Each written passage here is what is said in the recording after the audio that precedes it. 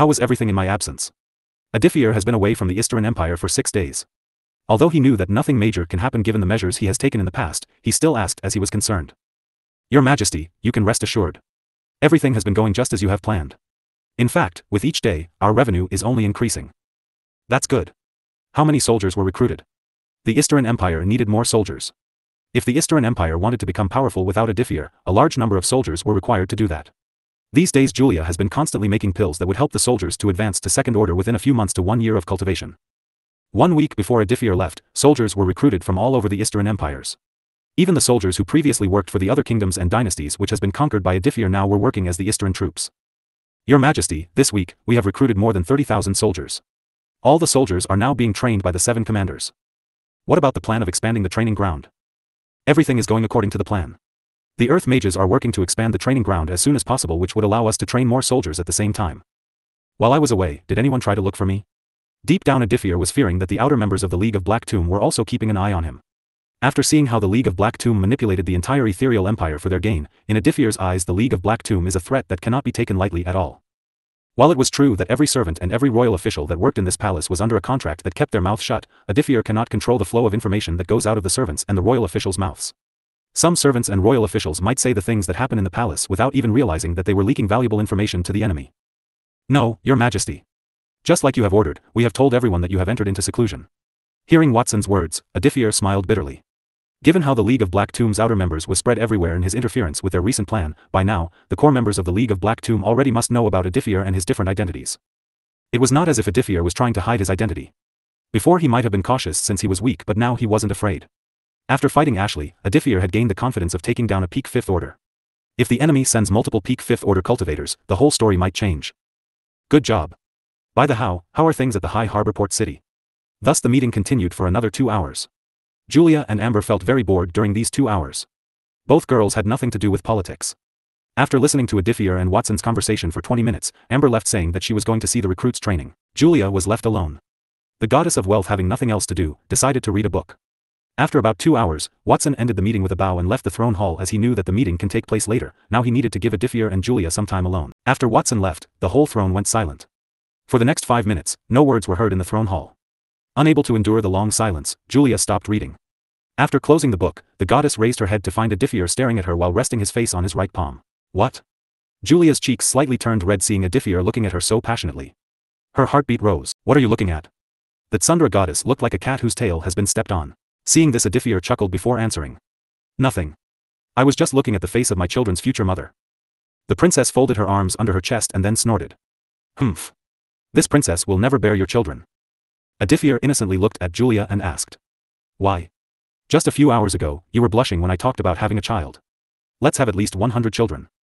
Hearing Aditya's words, the goddess widened her eyes in shock. Are you crazy? There is no way I would have 100 children. I don't want to be pregnant for 2,200 years. Ignoring the fact of how difficult it was for a divine dragon to impregnate the female partner, giving birth to a dragon baby takes 22 months. If Aditya seriously wanted 100 children, Julia would have to be pregnant for 2,200 years. Julia didn't want to be pregnant for 2,200 years. Julia was confident that in the future she would reach 5th order or maybe even 6th order or 7th order. A 5th order cultivator can live almost for an uncountable number of years. While 7th order cultivators were practically immortals. Even if Julia can live that long, the thought of being pregnant for 2,200 years was just too crazy in her own opinion. Maybe these words wouldn't be crazy to a 7th order cultivator who has lived for 100,000 years or 1 million years. But to Julia, who was only 19 years old, spending 2,200 years while being pregnant sounded nothing but crazy. My dear wife, my future vision is a long-term plan. Hearing Aditya's words, Julia rolled her eyes. Humph. We haven't even gone beyond kissing and here you're thinking of having children. The next moment Aditya disappeared faster than Julia can even react. To Julia, just as she finished saying her sentence and waited for Aditya's response, she suddenly felt her body being lifted. Before she can understand what was happening, Julia was sitting on Aditya's lap while facing him. The goddess's face turned red when she found herself sitting on Aditya's lap while looking at his face. The goddess's cheeks flushed red seeing those crimson eyes staring at her. It is impossible for the Julia of the past to think that one day she and her fiancé who was good for nothing would come this far and get this close. Let me go. Julia said in a weak tone when feeling Aditya's arms holding her waist. What did you say? Aditya asked with a smile. He loved teasing Julia. Julia showed this side of her to only Aditya. As Aditya spoke, he enjoyed the feeling of her soft chest being pressed against his chest. Her whole body was soft and full of fragrance which made him feel addicted. Her waist was slim and soft. Before Julia can even reply, Aditya brought his face closer to her. Both of their faces were only a few inches away from touching. Julia, I love you. The goddess's heart nearly melted. Which girl wouldn't feel moved after saying these 3 words from the person whom they love? I don't love you. The goddess struggled a bit. In the end, this was what she could say to Aditya. In the next second, her lips were sealed by his lips. Without realizing it, Julia wrapped her arms around his neck for a better position while his strong hands held her slim and soft waist. Both of their tongues battled each other while exchanging saliva which tasted very sweet to them. Both of them were lost in their own worlds. The kiss went on for a long period of time. After about 20 minutes, Julia couldn't hold her breath anymore. With a light push, both stopped. When both separated, a string of saliva still connected both of their tongues. Huff. Huff. Seeing the goddess panting while resting her face on his chest, Aditya couldn't help but lick his lips. Aditya wanted more. He just didn't want to stop there. As a divine dragon, Aditya's lust was comparable to the lust of an incubus. If Aditya was not actively suppressing his bloodline, his lust would have gone out of control. Besides suppressing his bloodline, Aditya had to regularly use his hand in the bathroom. This passionate kiss with Julia had awakened the suppressed crimson flame inside Aditya. Right now his crotch was in pain. His arms were itching. His throat had gone dry as if he had never drunk water for 100 years. The emotions that he was feeling were very difficult to explain in words. Julia, I want you. Saying that, the Dragon King went on to kiss Julia's neck. Really, thank you very much to all those. Julia, I want you. Saying that, the Dragon King went on to kiss Julia's neck. When his soft and warm lips touched her neck, Julia felt a bolt of pleasure throughout her body. Without even realizing it, the goddess let out a sweet and seductive moan that only added more fuel to Aditya's inner crimson flames. Ah. Aditya gently kissed her neck and then began to move down while kissing. Aditya treated Julia as if she was the most delicate and precious object in the entire world. Each time, the dragon monarch kissed the goddess felt a bolt of pleasure. Aditya moved down and started to kiss her collarbone. With each kiss, more heat was being built up inside Julia. The goddess instinctively wrapped her arms behind his head. Ah. Sitting on Aditya's lap, the goddess could feel something hot and big. Julia was well educated enough to know what this thing was. The goddess had no hesitation or any trace of doubt in her heart. She loved Aditya with her whole heart. That night when Aditya kissed her under the moonlight, from that moment, the goddess had considered Aditya as her man. Meanwhile, while kissing Julia, Aditya's hands went to touch Julia's ass cheeks. When he squeezed them, the goddess moaned once again. But this time her moan was louder and sweeter. Ah. Julia's moans were only increasing Aditya's desire. Right now he was finding it very hard to keep himself in control. The fire of desire in his body was clouding his judgment.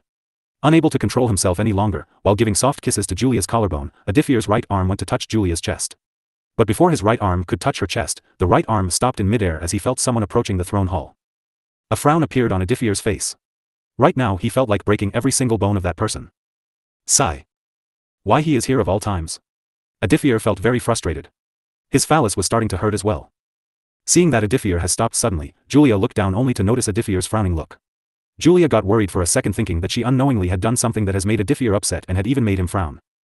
Is something wrong? Julia gently asked. Her voice was so gentle that it made Aditya doubt if Julia's personality had changed. Leo Gallagher is here. Realizing that someone was here to interrupt them, Julia felt annoyed.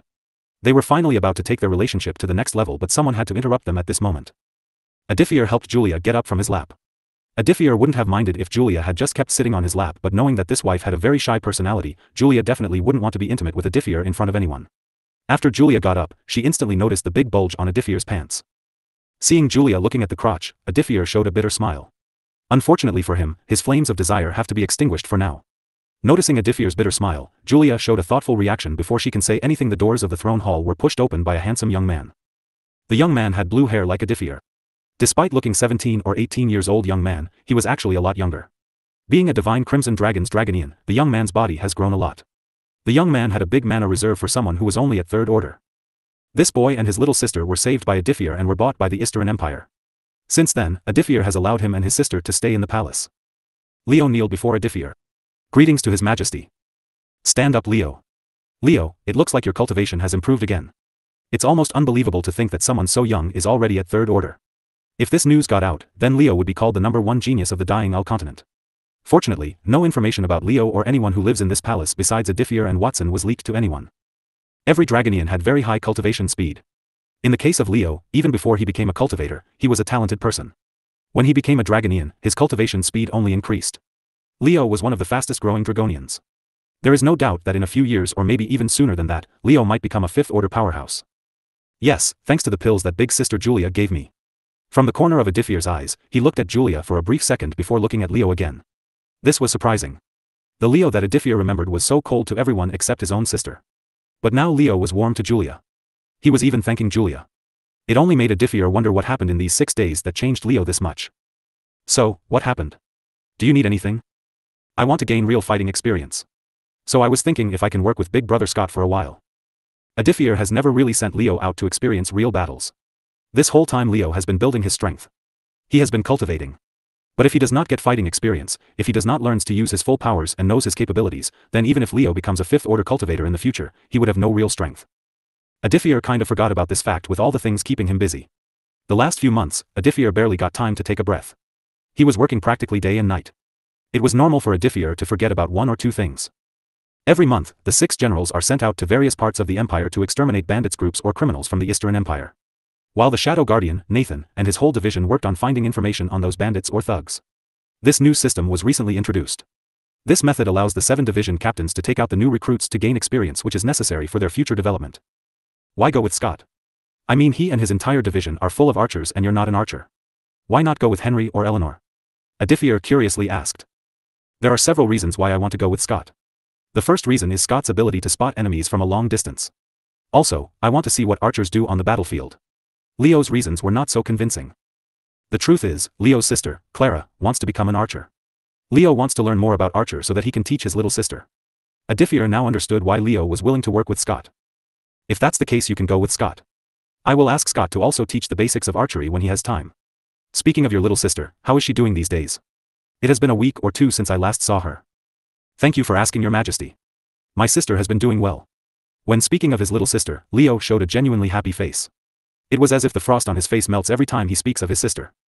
Leo, I know that you don't have much talent with the bow. Why don't I hire a private instructor to teach Clara about archery, or Scott could teach Clara when he is free? Even if you manage to learn the basics, you wouldn't have enough qualifications to teach someone else as you're not master in bow, meaning that you will make mistakes which might be passed down to your sister. It would be better for Clara to learn archer from the master. Leo hesitated for a moment before agreeing with Aditya's suggestion. Alright then. I will ask Scott to send one of his best archers from his division to teach Clara. After that, Aditya asked Leo some other questions which he replied in very brief words. Aditya did not hold Leo any longer. After Leo left, Aditya turned to Julia. How did Leo change so much? Actually, his little sister is the key to opening his frost-cold heart. Give him some more time, I am sure soon he will start smiling. Being the big brother, Leo was forced to mature much earlier. If I or you were in his position, you would be even like him or maybe even worse than him. The reason why he is so passionate about strength is that he wants to protect his sister. Sigh. Aditya understood what Julia was trying to say. Aditya just hopes Leo does lose himself in pursuit of power. Really? Who do you think is going to win the war? I would place my bet on the Northern Frost Dragon Empire. Brother, if any soldier or citizen of the Southern Fire Dragon Empire heard what you have just said, then you would be publicly beaten and then executed. Humph. What kind of life we are living? It's always about the Southern Fire Dragon Empire and the Northern Frost Dragon Empire. Why do we have to choose sides? Even if we picked up a side, our kingdom can offer nothing to the Southern Fire Dragon Empire. Right now 2 men were sitting in a private room and drinking alcohol. Both men were soldiers. One of the men was 15 years older than the other one. As both soldiers were given a rare holiday, both decided to go out and drink. Everything is a game of politics. Small kingdoms like ours are nothing but chess pieces. For us, it was either do or die situation. The Southern Fire Dragon Empire's Emperor, the Black Dragon King, has personally threatened our king. If our kingdom did not support the Southern Fire Dragon Empire, then the Emperor was personally going to destroy this whole kingdom. Bang! The young soldier smashed the glass bottle with his right fist in anger. The young soldier looked very angry and enraged. But why? What difference would it make even if our small kingdom joins the Southern Fire Dragon Empire in this war? Our military is very weak. We only have around 9,000 soldiers. The top powerhouse in this kingdom is a peak 3rd order cultivator. Our military is practically no use to the Southern Fire Dragon Empire. Even a baron of the Southern Fire Dragon Empire has more military power than our kingdom does. Sigh. Our kingdom would have grown 10 times stronger if the Southern Fire Dragon Empire had not suppressed us in the past. Because of the Southern Fire Dragon Empire, it became very difficult to strengthen our military. The most unreasonable thing that the Southern Fire Dragon Empire does is to force our kingdom to sell mana stones to their empire at a very cheap price. Our kingdom could have made tons of royal gold coins selling mana stones. Even if our kingdom is small, we were blessed with a few mana stones. With all those money, we could have become a 4th-tier kingdom by now. But all these resources were being used by the Southern Fire Dragon Empire to fill their pockets with money while the people of this kingdom suffered from hunger and poverty and died on cold streets. This is not the first time that the Southern Fire Dragon Empire has done something like this. For countless years, the Southern Fire Dragon Empire and the Northern Frost Dragon Empire have been suppressing the kingdoms and dynasties that were located near their borders. Both dragon brothers have been exploiting the resources of other kingdoms and dynasties. This war has nothing to do with any other kingdom besides the Southern Fire Dragon Empire and the Northern Frost Dragon Empire, yet both selfish brothers divided the entire southern region just to gain an advantage in the war. Big brother, why the king is remaining so quiet and enduring the Southern Fire Dragon Empire's bullying, which is making the people of this kingdom suffer a lot. We simply don't have any other choice beside enduring. For multiple centuries, this kingdom was bullied by the Southern Fire Dragon Empire. This will continue like this till the Southern Fire Dragon Empire falls one day, which is impossible given how strong the empire is. What if the Northern Frost Dragon Empire's emperor defeats the Southern Fire Dragon Empire and the emperor? If this happens, then the entire Southern Fire Dragon Empire would be annexed by the White Dragon Empire. From what I have heard, that White Dragon Emperor isn't exactly kind either. While the people of his empire believe and even worship him as if the White Dragon Emperor is some god, only the people who lived outside the Northern Frost Dragon Empire knew the personality of the White Dragon King. The White Dragon King would treat us the same way the Black Dragon King does. At the same time, in the palace of the Skyline Kingdom, there were two people sitting in a meeting room. One of the people sitting in the meeting room was a young man with long blue hair and attractive crimson-red eyes. Bangs had covered the young man's forehead.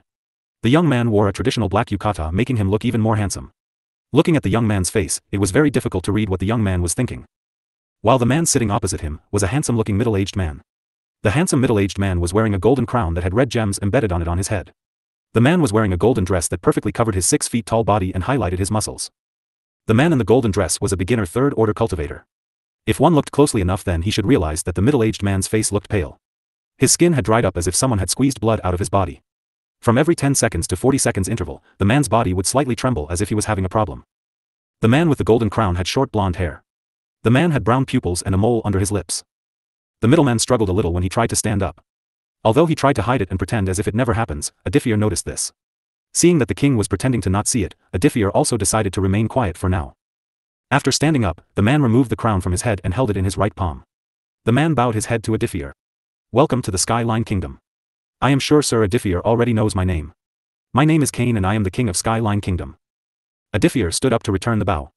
Even though there was no need for Aditya to bow as his position was higher compared to the Skyline Kingdom's king, Aditya still bowed to Kane.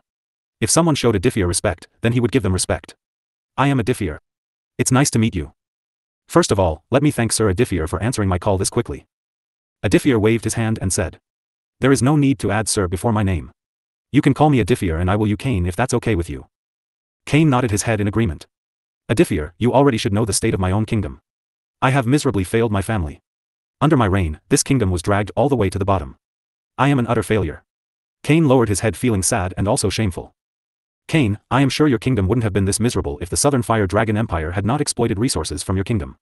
Exporting mana stones to other regions or empires could have bought the Skyline Kingdom a huge chunk of gold, which would have completely revolutionized their Skyline military. Sigh. Aditya, things were never easy for me. I was constantly bullied, suppressed, and exploited. As I was weak, I couldn't raise my voice. It's not just the people of the Skyline Kingdom that have suffered. The look on Kane's face spoke a lot of things. Kane looked depressed, sad, heartbroken, and most noticeable of all, very tired. Ever since Kane took over the throne, he has been trying his very best to change his kingdom. Before he became the king, he was a naive young man who wanted to make this kingdom a better place for the people. But as time passed, Kane realized just how naive his ideals were. His whole life, Kane has tried to change this kingdom. Without even realizing it, Kane had neglected his health to the point where he is currently only a few steps away from death. Right now, Kane was extremely tired. He needed some rest. Kane was tired of all the politics. He was tired of trying his best. He was tired of being suppressed and exploited. Overall, Kane was tired of everything. He had burned himself out. He wanted this to end, which is why he had contacted the Eastern Empire in secret. I will keep things straight. Aditya, as much as it pains me to say it, I want to sell this kingdom for a price. If Kane's father or his grandfather had heard what he was saying, then they would beat him to death. The idea of selling this kingdom to a big powerhouse has been on his mind for a while now. At first, it was nothing but an idea to Kane. Kane had a lot of time to think. The final trace of hesitation disappeared when both empires started their war and involved this kingdom in it. This place was Kane's home. His kingdom was Kane's territory. The thought of selling this place shattered his heart in pieces. But there was nothing that Kane could do about it. Kane realized that by giving his kingdom to a strong empire that is equally or stronger than the Southern Fire Dragon Empire, the condition of his kingdom might change. The dream that he cannot fulfill might be fulfilled by someone else. Kane was taking a big risk by doing it. If his kingdom fell into the hands of some evil or corrupted king, then the economy of his kingdom would only get worse. This is not what Cain wanted in any situation. One of the reasons why Cain approached the Eastern Empire is because these days the name of the Eastern Empire was almost everywhere. Everyone knew how in less than 5 months, the Eastern Empire went from being the smallest kingdom to the biggest empire in the Eastern region. Also, after an extensive detailed research on the Eastern Empire, Cain started to feel that he can trust the Eastern king. So far, even though the Eastern Empire has become the strongest empire in the Eastern region, the empire has never used its power to bully any of the neighboring kingdom. However, that did not mean that the Eastern Empire was weak. The empire has completely destroyed anyone who tried to attack them or even think of doing any harm to them. From these facts, Cain can some idea of the type of man Aditya was. Aditya is a vengeful person. Even when the Eastern Empire was just a weak kingdom, Aditya dared to fight the Zulux dynasty and defeat them. Even if the Southern Fire Dragon Empire tried to oppress or bully the Skyline Kingdom, Cain was sure that Aditya won't just remain quiet. He was not that kind of person. Aditya was also a great king. Under his rule, the Eastern Empire reached its peak. He took a dead, poverty, and hunger-filled kingdom to become one of the strongest empires on the whole continent in less than 6 months.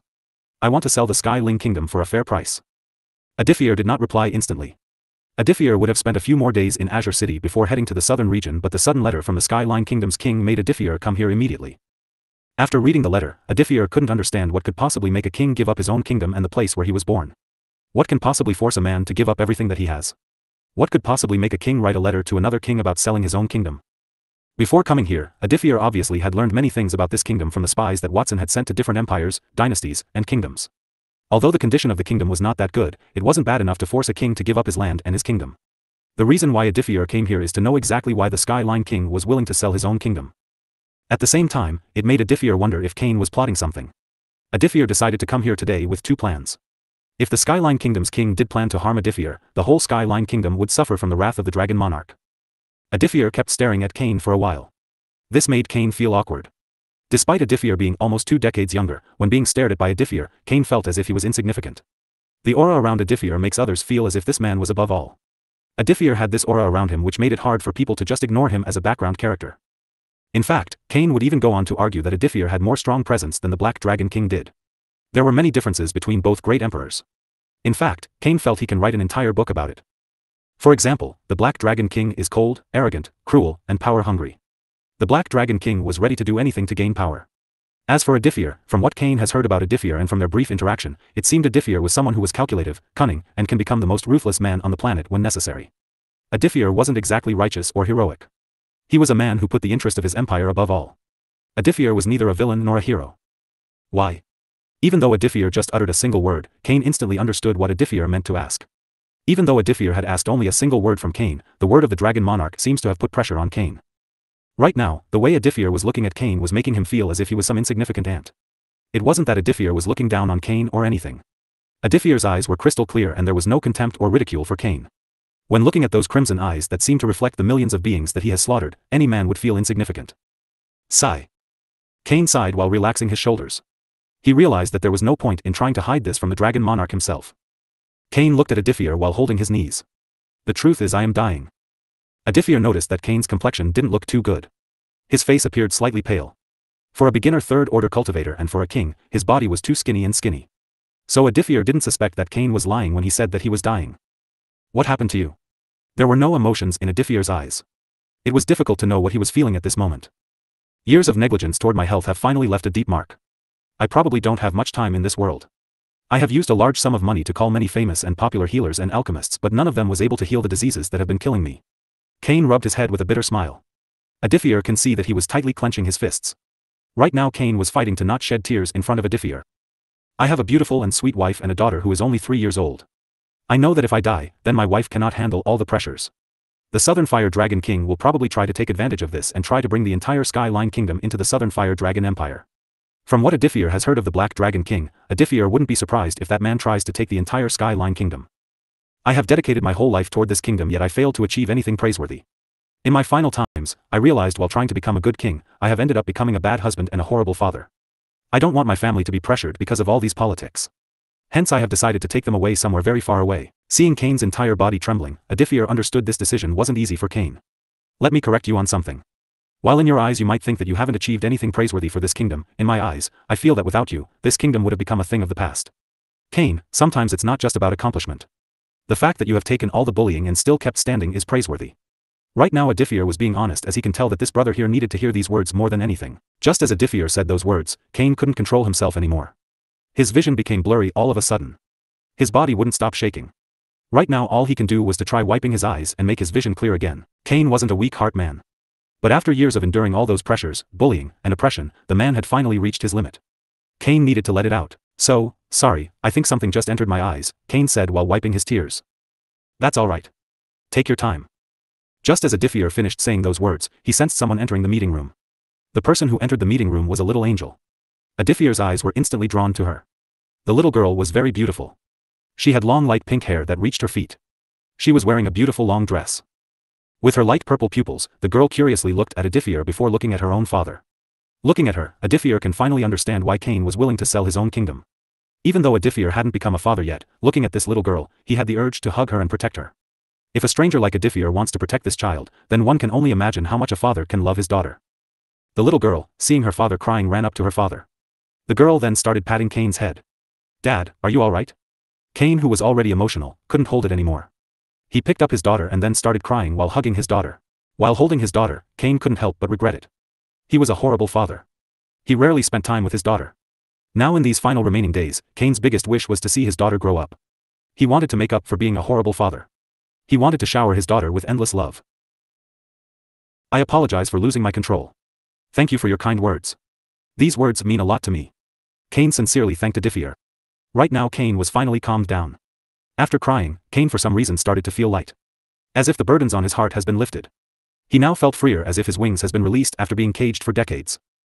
Aditya shook his head with a smile and then looked at the little girl who was also curiously staring at him. Would you mind introducing her? Jennifer Walsh is the name of this beautiful angel. Aditya looked at little Jennifer. Little Jennifer also curiously stared at Aditya. Jennifer, he is Aditya.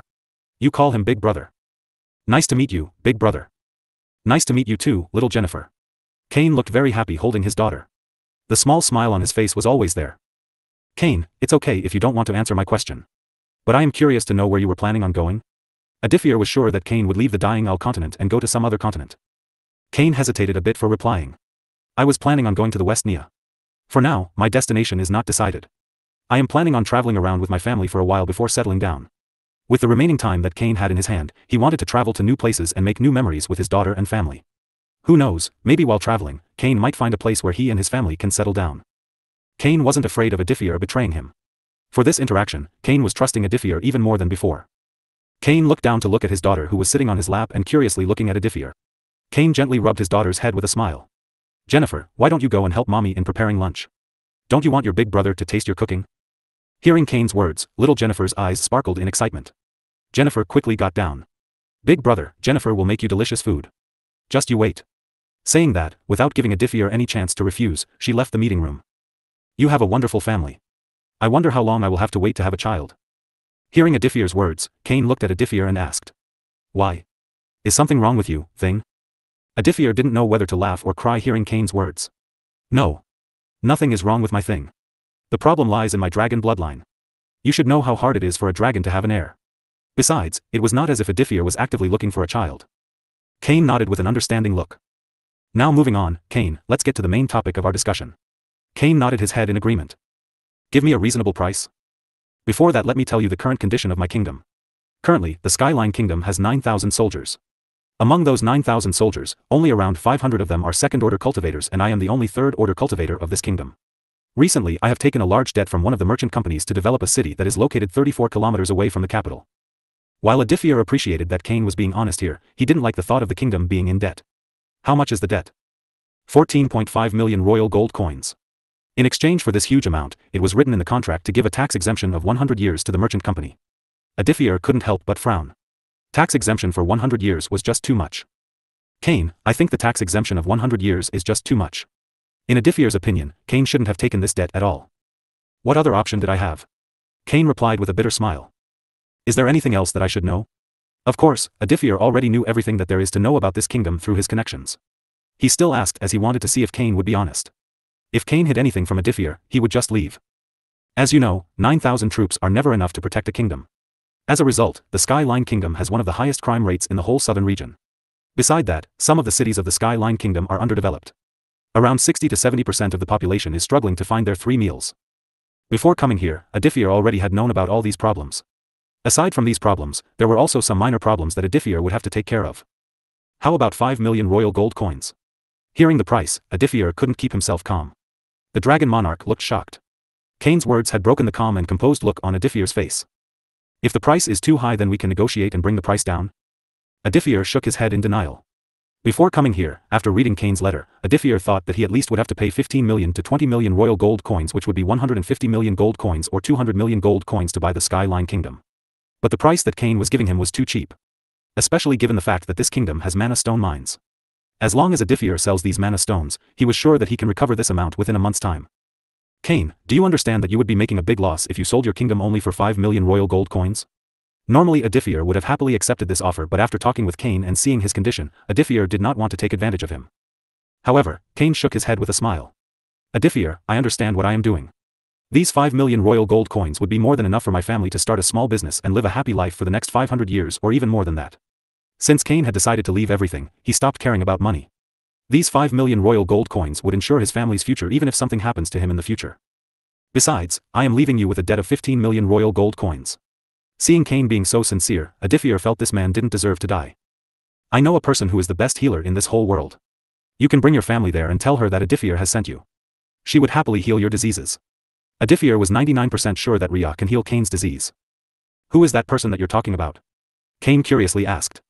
The title of the world's best healer belonged to the goddess of nature. Kane knew that even if he used all of his wealth and connections, he might never meet the goddess of nature.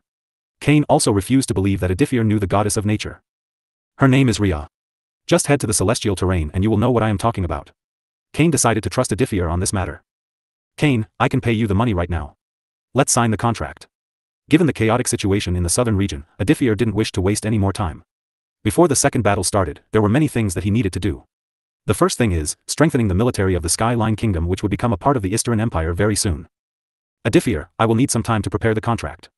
To make the contract, I would first have to hire a runmaster. Since the contract is going to be a soul-binding contract, a runmaster was needed. There is no need to call a runmaster. I can draw the contract myself. Alright. Aditya took out a special type of paper. Before drawing the contract, he first talked with Kane about various topics.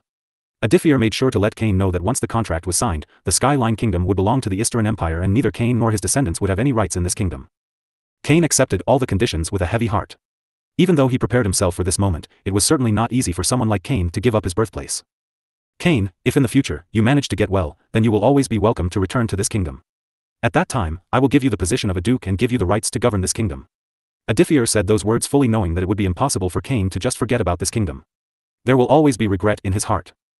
After all, for this kingdom, Kane sacrificed so many things. After the contract was made, both parties put a drop of their blood on the contract. After the contract was created, Aditya gave Kane 5 million royal gold coins. Aditya didn't need to touch the royal gold coins that were reserved in his treasury. The money that he got from the Echo Dominion Emperor and from the mutant Fire Ant Queen was more than enough. After Aditya paid, Kane invited Aditya to have lunch with his family. At the dining table, Aditya once again invited Kane to work under him. Kane said that for now, he would like to spend time with his family.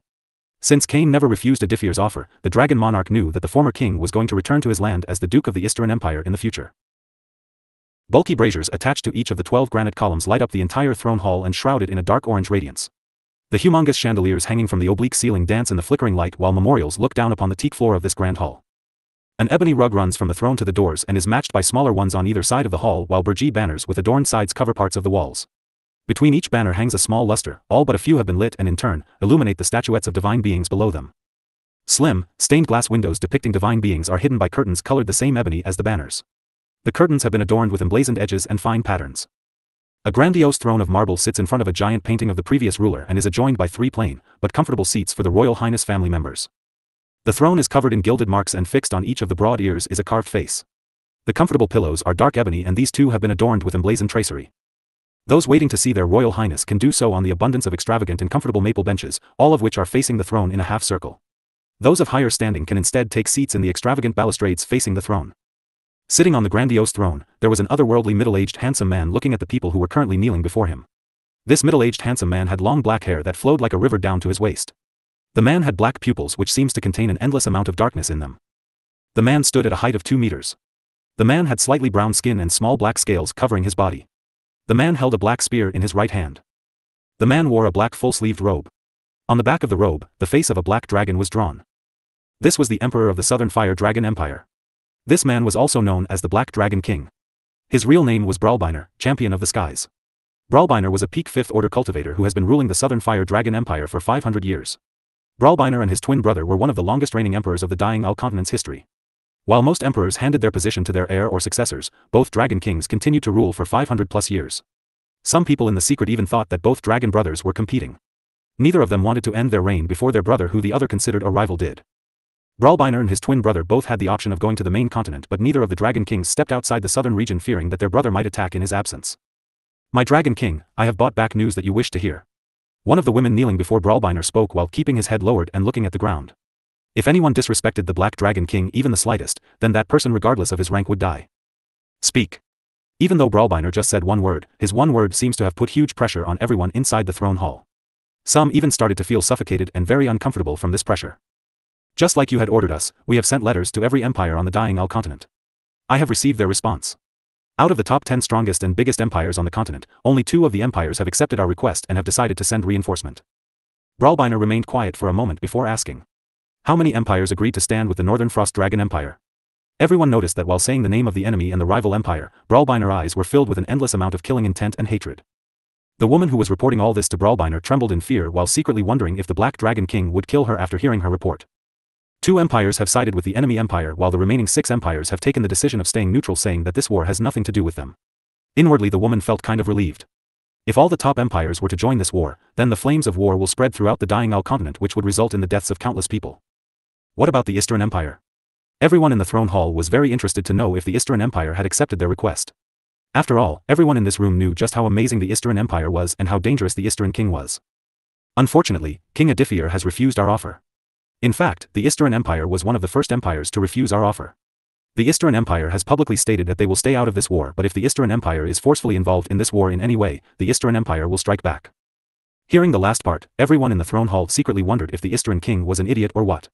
There is no way in hell that the Eastern Empire can go against the Southern Fire Dragon Empire. Everyone secretly glanced at the Black Dragon King, who strangely remained quiet. Everyone was expecting him to get burned this entire place in anger. Time passed like sand in hand, and more than 10 minutes passed in silence. The entire throne hall remained quiet and waited for their emperor to say something. Strangely enough, the more time passed, the more nervous everyone became. With each passing second, everyone's nervousness kept on increasing. Did the Eastern Empire say anything else? The Black Dragon King strangely was calm and collected despite being threatened by the Eastern Empire. No. Nothing. Brawlbiner closed his eyes and leaned his back against the throne. "Leave the Eastern Empire alone. Invite both empires who have decided to offer us a helping hand. We cannot waste any time. After I kill my brother with my very own hands, I am coming for King Aditya and his empire." Similar things were happening at the Northern Frost Dragon Empire. Even if both dragon twin brothers denied it, in some way both brothers were the same. Both brothers wanted supremacy. Both brothers wanted to become the strongest. Both brothers wanted to become a ruler of the entire southern region. At the same time, the Dragon Monarch had just returned to the Eastern Empire after having lunch with Cain and his family. As soon as Aditya returned, Watson came to greet him. "Your Majesty, how did everything go?" Watson asked. "Everything went better than we had expected. Now we have a place in the southern region. Time to take things to the next level." "Watson, what's the current situation of both dragon empires?" Aditya had sent Zachary and other agents along with Nathan to keep an eye on both empires. "Your Majesty, it seems some empires have decided to themselves involved in this war.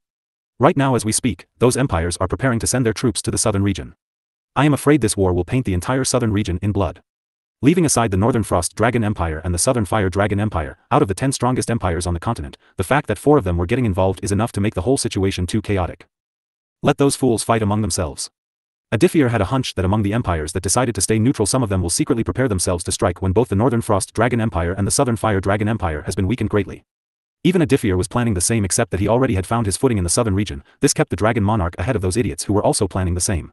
Now if the Southern Fire Dragon Empires tries to bully or oppress or exploit his territory in any way, Aditya would have the perfect excuse to start a war with the Southern Fire Dragon region. "I have told both Black Dragon King and White Dragon King if the Eastern Empire is attacked or forced into this war in any way, we will strike back. While both Dragon Kings would think of my threat as some words of arrogance, they have failed to understand what I truly meant." Aditya couldn't help but grin as his blood boiled in excitement. This war would be the perfect opportunity for the Eastern Empire to become the strongest empire throughout the entire dying continent. "Watson, I need you to call Amber, Henry, and Eleanor here. Ask them to pick their 100 most powerful men and bring them here. Also, bring 100 third-order Dragonians to the throne hall. Aditya wasn't going to bring a big force to the Skyline Kingdom which now had become a part of the Eastern Empire. Doing that would alert the enemy and spoil his future plans. Let those two arrogant dragons fight and prepare the stage for the Eastern Empire to make a grand entrance. For the next few days, everything remained calm. After the first confrontation between both dragon empires, both empires remained quiet and calm as if both had forgotten about the ongoing war. While some people who lived outside the southern region might think that everything was beginning to calm down and there would be no war, only the people who lived in the southern region knew that this peaceful atmosphere would end very soon. One of the biggest storms of the dying Al continent's history was preparing itself. While it was normal for two empires or two kingdoms to fight each other while trying to expand their territory, a war that involved most of the major empires of the dying Al continent was no small thing. Even the big empires on other continents were paying attention to this war. These four empires had their own long history. In fact, among the four empires, two of the empires had a very long history. In the west of the southern region, belonging to the western region of the dying Al continent, the Storm Empire and its greatest rival the Cloud Earth Empire have joined this war. It was the Storm Empire that chose Northern Frost Dragon Empire. In response, the Cloud Earth Empire, who was the Storm Empire's greatest rival and biggest enemy, joined the Southern Fire Dragon Empire side. The northern region of the dying Al continent was made up of thousands of small and big islands.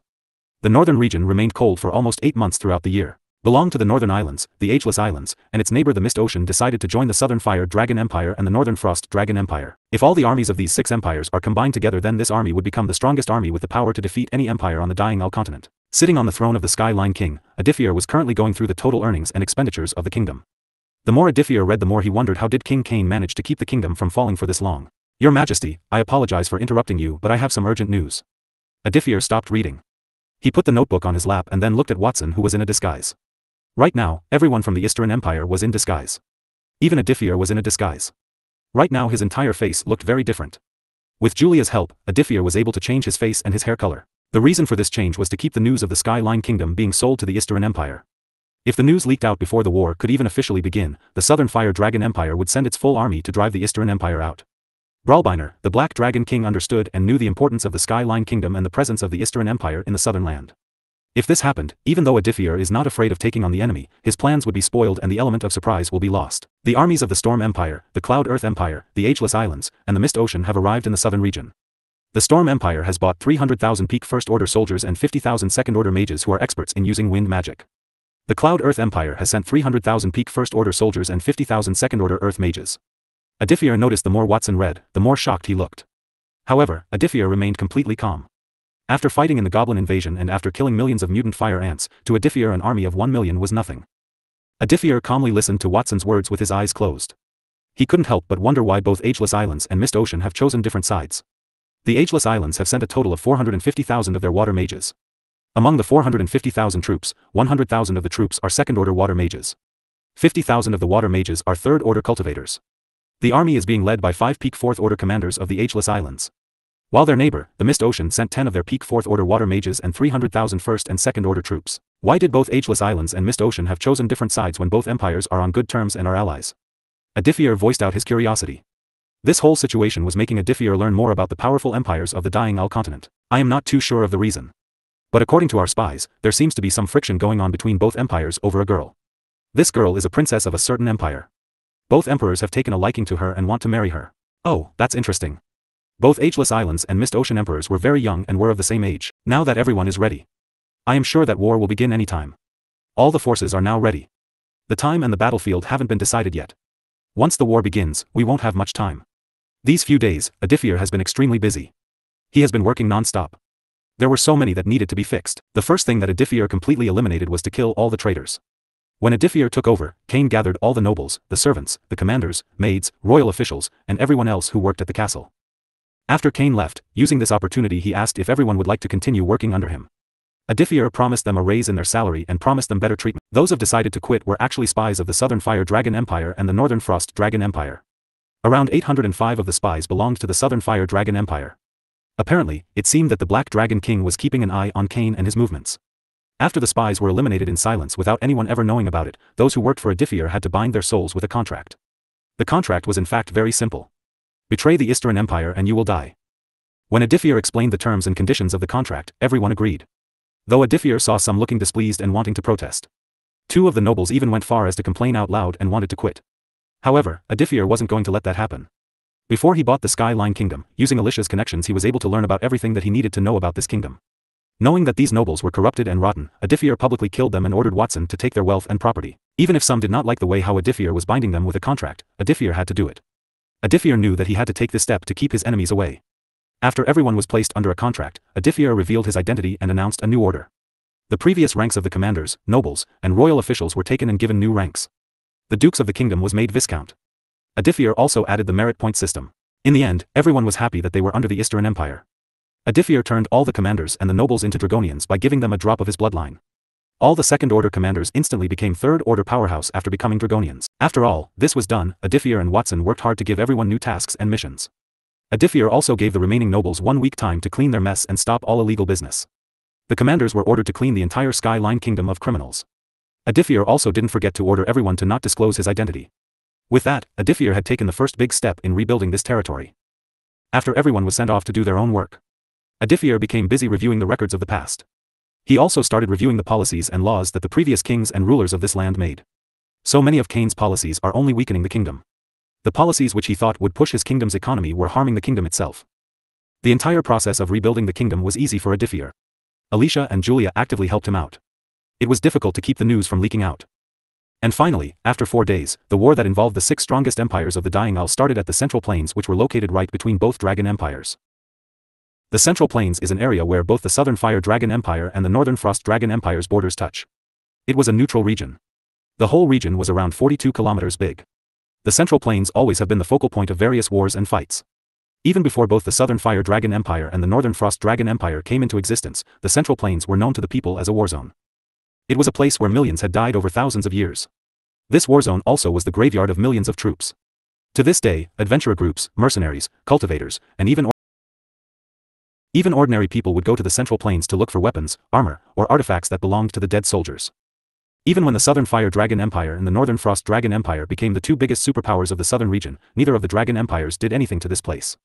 The Central Plains were like a heaven for people with dark magic, mostly for necromancers. As this place was also a graveyard of soldiers, a necromancer can easily build a large army. Although the Northern Frost Dragon Empire warned any necromancer to not enter the Central Plains, as this region was a neutral region, most necromancers mostly ignored the Northern Frost Dragon Empire's warnings, as they knew if anything happened, the Southern Fire Dragon Empire would stand against the Northern Frost Dragon Empire. Unlike any normal day, today strangely the entire Central Plain was empty. There were no people, cultivators, adventurers, and mercenaries in this place looking for treasures which were also buried along with the bodies of the millions of fallen soldiers. The entire region was covered in a layer of snow. The presence of mana in this world affects everything single thing. The atmosphere of this world is quite different from Earth. Summer and winter in this world were a lot harsher. Especially the months of winter were very cold. It was common for ordinary people to die from cold. Even first-order cultivators had a hard time resisting this cold weather. Since it's snowing right now, for now, both sides have stopped advancing. Although second-order or higher-order soldiers can easily resist this cold and even stay naked in this cold weather without feeling any cold, it was because of the first-order soldiers that both sides stopped in their march. As a majority of both sides, soldiers are first-order cultivators, both dragon empires have no choice but to stop if they don't want their soldiers to be in low stamina and mana. Right now Aditya, Julia, Watson, Amber, Scott, Nathan, Henry, Eleanor, Josh, Tyler, Zachary, Morgan, and Leo all were sitting in a room and having a meeting. I don't understand. Can't both sides use their fifth-order cultivators to push the snow clouds away? In Leo's opinion, fifth-order cultivators should be easily able to clear the cloudy sky, which would let both sides resume their march and the whole battle can start quicker. Things do not work that way, Leo. Aditya was letting Leo sit in this meeting room so that he can learn from everyone.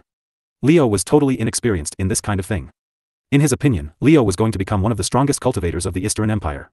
He wanted to prepare Leo for a big role in the future. I doubt any fifth-order cultivator can clear this cloudy sky. Unless 2 or more peak fifth-order cultivators work at the same time. The Central Plain is not a small place. That war zone is 42 kilometers big. Just to clear the sky, a peak fifth order would run out of mana, which neither side is willing to do. Fifth-order cultivators are the main deciding factor of this entire battle. If even one of the fifth-order cultivators ran out of mana even before the battle started, this would be a huge loss for that side. Peak fifth-order cultivators can consume mana recovery pills to recover their mana. But what a mana recovery pill or potion does is accelerate the mana regeneration speed. The pill does not completely recover a cultivator's mana reserve within a few seconds. It will at least take 5 minutes to completely recover mana if the cultivator takes a 5-star mana recovery pill. But as far as Aditya knew, only the goddess of alchemy can create a 5-star pill on 6 continents. Things might be different on the main continent, Aditya is not sure. Neither side is willing to take the risk of their strongest cultivator being in low mana. Though Julia can make 5-star pills, other than a few 5-star pills, most of the 5-star pills are not sold to the market. Not to mention the fact, the quality of alchemy ingredients that are needed to create a 5-star pill is extremely difficult to find and is super expensive. For a 5th-tier faction, even having an alchemist who can make a 4-star pill is a huge thing. An alchemist is essentially the backbone of a faction. It wouldn't have been possible for Eastern Empire to rapidly rise without Julia and her pills. Julia's pills have saved Aditya's life so many times.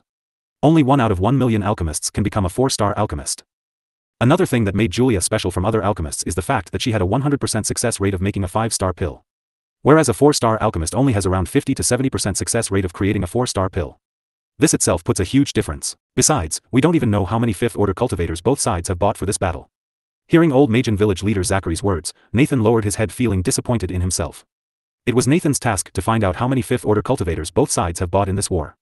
But he couldn't even get near the enemy base, as 5th order cultivators that stayed in the enemy base would have sensed him even if he was 15 kilometers away. Nathan can hide from a peak 4th order cultivator. Unfortunately, he hasn't reached a point where he can even hide from a 5th order cultivator. It's not like we're participating in this war. We will eventually see what capability both sides have when the fight begins. Besides, I am sure we're not the only ones who are keeping an eye on this battle. Just as Aditya said, many other forces were also keeping their eyes on the battlefield. Scene change ______. How long do we have to wait? Not too long. Maybe in a few more minutes. What are you planning? I am going to show this world the Southern Fire Dragon's Empire's newest weapon. Just outside the central plain, while the soldiers were taking shelter in tents and houses which were made from earth magic, the commanders of various empires were waiting outside. Right now everyone's eyes were on a young man who looked like he was 20. The young man had black spiky hair and black pupils. The young man had the aura of a dragon. If one looked carefully he would see that when the snow fell on the young man's body, the snow evaporated instantly. The young man wore a black full-sleeve robe that had a face of a black dragon on the robe's back. This young man was one of the sons of Brawlbiner. Over the 5 centuries, both Brawlbiner and his twin brother had multiple wives and multiple children. One of the Brawlbiner's children was Lucas. Lucas was a young man who was only 34 years old. At the age of 29, Lucas managed to reach beginner 5th order. It was said that Lucas was even more talented in cultivation than his own father. At the age of 24, Lucas was made one of the commanders of the Southern Fire Dragon Empire. Some people went on to say that Brawlbiner himself favored Lucas and has grooming him to become the next emperor. But these were just rumors. No one knew what Brawlbiner was thinking. Lucas had a muscular body. He had a slightly darker skin color and he was around 5 feet 11 inches tall. This is going to change the entire outcome of this war. With a wave of his hand, Lucas summoned flames. The flames took the shape of a dragon and instantly evaporated all the snow within 20 meters of range. When the 3 meters thick layer of snow evaporated, from his storage ring, Lucas took out a cannon that was 15 meters in size. Everyone carefully looked at the cannon. The cannon looked the same as regular cannons except this cannon was larger in size. Unlike regular cannons, this cannon's muzzle astragal, first reinforce ring, second reinforce ring, vent field astragal, and the base ring was painted golden. Everyone, let me introduce you to Firestorm Cannon. An advanced and specialized cannon that can be only used by cultivators who have fire affinity. A single shot of this Firestorm Cannon is enough to severely injure a peak 5th order cultivator. This is a newly developed cannon. Only a very few people in the Empire know about this cannon. Everyone gasped upon hearing Lucas's words. To think the Southern Fire Dragon Empire has developed a cannon that is strong enough to severely injure a peak 5th order cultivator. Suddenly everyone started to fortune that they had joined the Southern Fire Dragon Empire's side. Seeing everyone's shocked faces, Lucas secretly smiled and looked at everyone in contempt. Other than the Firestorm Cannon, the Fire Dragon Empire also had many powerful weapons. What Lucas did not tell them is that this Firestorm Cannon is a failed product. Although this cannon holds the power to severely injure a peak 5th order cultivator, when this cannon is fired, rather than attacking a single point and releasing all its attack power on a single point, the power of the cannon blast is spread everywhere. The reason this cannon was called a failed product is that while this cannon can take out millions of 1st order cultivators, the Firestorm Cannon failed to achieve its real purpose, which was to take out 5th order cultivators. Just like father told me, these idiots are fools. Give them some temptations and they will act like dogs. Let's test out this bad boy. Lucas went back to his cheerful self, pretending as if he never saw everyone's greedy looks. How does this cannon even work? The commander of the Ageless Islands couldn't help but ask. Well, that's a trade secret, my friend. If you want to learn more about this cannon, then you will have to talk to His Majesty. Even if the Firestorm Cannon was a failed product, there was no way Lucas would tell others how this thing worked. The plan was to use this cannon to make the Ageless Islands and the Storm Empire more dependent on the Southern Fire Dragon Empire and force both empires to send more of their soldiers and resources into this war. But those all were reserved for later times. It was a plan for the future. Everyone, I will need you to move a few steps back. Hearing Lucas's words, the commanders of the both Ageless Islands and the Storm Empire and others moved back. Lucas put his hand on the body of the Firestorm Cannon. Even though this cannon was a failed product, it is one of Lucas's favorite toys out there. In fact, only Lucas knew how hard he had to work to convince his father to give him one of these Firestorm Cannons. Just building a Firestorm Cannon costs somewhere from 40 million gold coins to 50 million gold coins and almost 3 months' time. Less than 10 people in the whole Southern Fire Dragon Empire knew how these firestorm cannons were made. Among those 10 people, Lucas and his father, the Black Dragon King, were 2 of them. Not even the other princes or royal family members knew the secret of the firestorm cannon. As Lucas started transferring a small bit of his mana into the firestorm cannon, the whole cannon lit up. The golden marks on the cannon started getting brighter with each passing second. At the same time, from the base of the cannon, complex runes in golden color began to appear on the body of the cannon. The mana that Lucas transferred into the cannon was activating the firestorm cannon and was preparing to attack. In a few seconds, everyone was able to feel the rising heat of the firestorm cannon. In fact, due to the rising heat, even the layer of snow that was near the firestorm cannon began to melt. At this moment, the commanders of both Ageless Islands and the Storm Empire had a look of surprise and shock. From the corner of his eyes, Lucas looked at them and secretly smiled. He then moved the firestorm cannon 45 degrees and aimed at the sky. At the same time, a small golden orb of light began to condense at the mouth of the cannon. The golden orb size continued to increase with each passing second. Boom! Under everyone's shocked gazes, a beam of golden light was shot from the firestorm cannon to the sky. Everyone including Lucas followed the golden beam of light while looking up. The golden beam penetrated the dark clouds. Lucas fully knew that this golden beam was seen by the Northern Frost Dragon Empire's troops and commanders, but he didn't care. This cannon wasn't the only weapon that their empire had. Even if their secret was exposed before the war even officially started, it's not like the Northern Frost Dragon can come up with a counter. Just as Lucas thought, on the other side of the central, in the north, more than millions of troops were forced to stop due to the snowfall. Just when the commanders were discussing how they can stop the snowfall, they all noticed a golden beam of light piercing the clouds and going beyond the clouds. What was that? No one had time to answer, as the next second the entire dark sky was lit up. At this moment, all the soldiers on both sides also raised their heads and glanced at the sky. It was very difficult for the soldiers to describe the entire scene in words. The entire dark sky started glowing in golden, making one feel as if the sun itself had descended. The next second, everyone heard the sky rumble fiercely. A sound similar to when a firework explodes in the sky took place. But compared to the sound of fireworks, this sound was way louder and more dangerous. Every soldier at that time had opened their mouths and eyes wide in deep shock as they watched a huge shockwave pushing all the dark clouds away. It was as if the golden flames in the sky were devouring the black clouds. For a moment everything became so bright that some peak First Order cultivators couldn't keep staring at the sky. Due to the bright intensity of the golden light that came from the explosion that shook the entire central region, some peak First Order cultivators had to close their eyes. If someone asked the soldiers what they had felt when they witnessed this scene, then the soldiers would reply that it was a moment of astonishment and their hearts were filled with fear and shock. The whole scene was unforgettable to them. When some thought of this explosion happening on the ground, they couldn't stop shivering when they imagined themselves facing this huge explosion. When everything finally calmed down, as the golden light that made some temporarily blind and some closed their eyes gradually dimmed down, everyone saw the clear blue sky. Aditya and other hidden forces who were using artifacts to watch this battle were deeply shocked. Especially the empires or the forces that previously mocked or looked down on the Southern Fire Dragon Empire. Aditya and Watson exchanged looks of surprise. They hadn't expected the Southern Fire Dragon Empire to have a such powerful weapon with them. To think King Brawlbiner had such a powerful weapon. Your Majesty, I think we should treat the Southern Fire Dragon Empire with more caution. Aditya shook his head while looking at the screen that was displayed on the wall. It was all thanks to Julia's father that Aditya managed to obtain this kind of device that let him see what is going on the battlefield. It's unfortunate that he cannot spy on the enemies using this artifact. I think Emperor Brawlbiner knows that currently this war is being watched by many hidden forces. Since his son used such a powerful weapon even before the war began, I feel that this is just the beginning. What Aditya said doesn't have to be the truth, but he felt that he wasn't far away from the true reason. Aditya, are you using that Emperor Brawlbiner had managed to develop more powerful weapons? Maybe, maybe not. Both dragon empires are extremely secretive with their military. Other than knowing the total number of troops both empires possess, nothing else is ever revealed or leaked outside. Meanwhile, Aditya secretly wondered just how much power or mana is needed to launch this big-scale attack. Impressive. Awesome.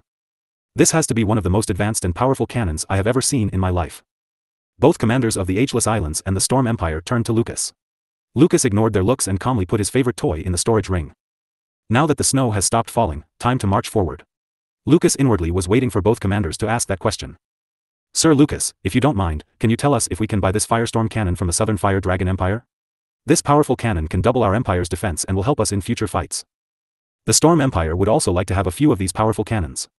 Of course, our empire is willing to negotiate for a fair price. What do you think, Sir Lucas? Both commanders changed the way they addressed Lucas.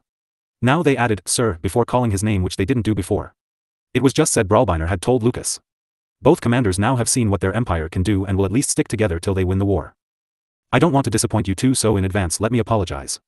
Lucas then put on a serious face as if he was going to say something very serious, which made both commanders slightly nervous. Everything depends on father. Of course, I will try my best to pursue my father, but in the end, the final decision will depend on His Majesty.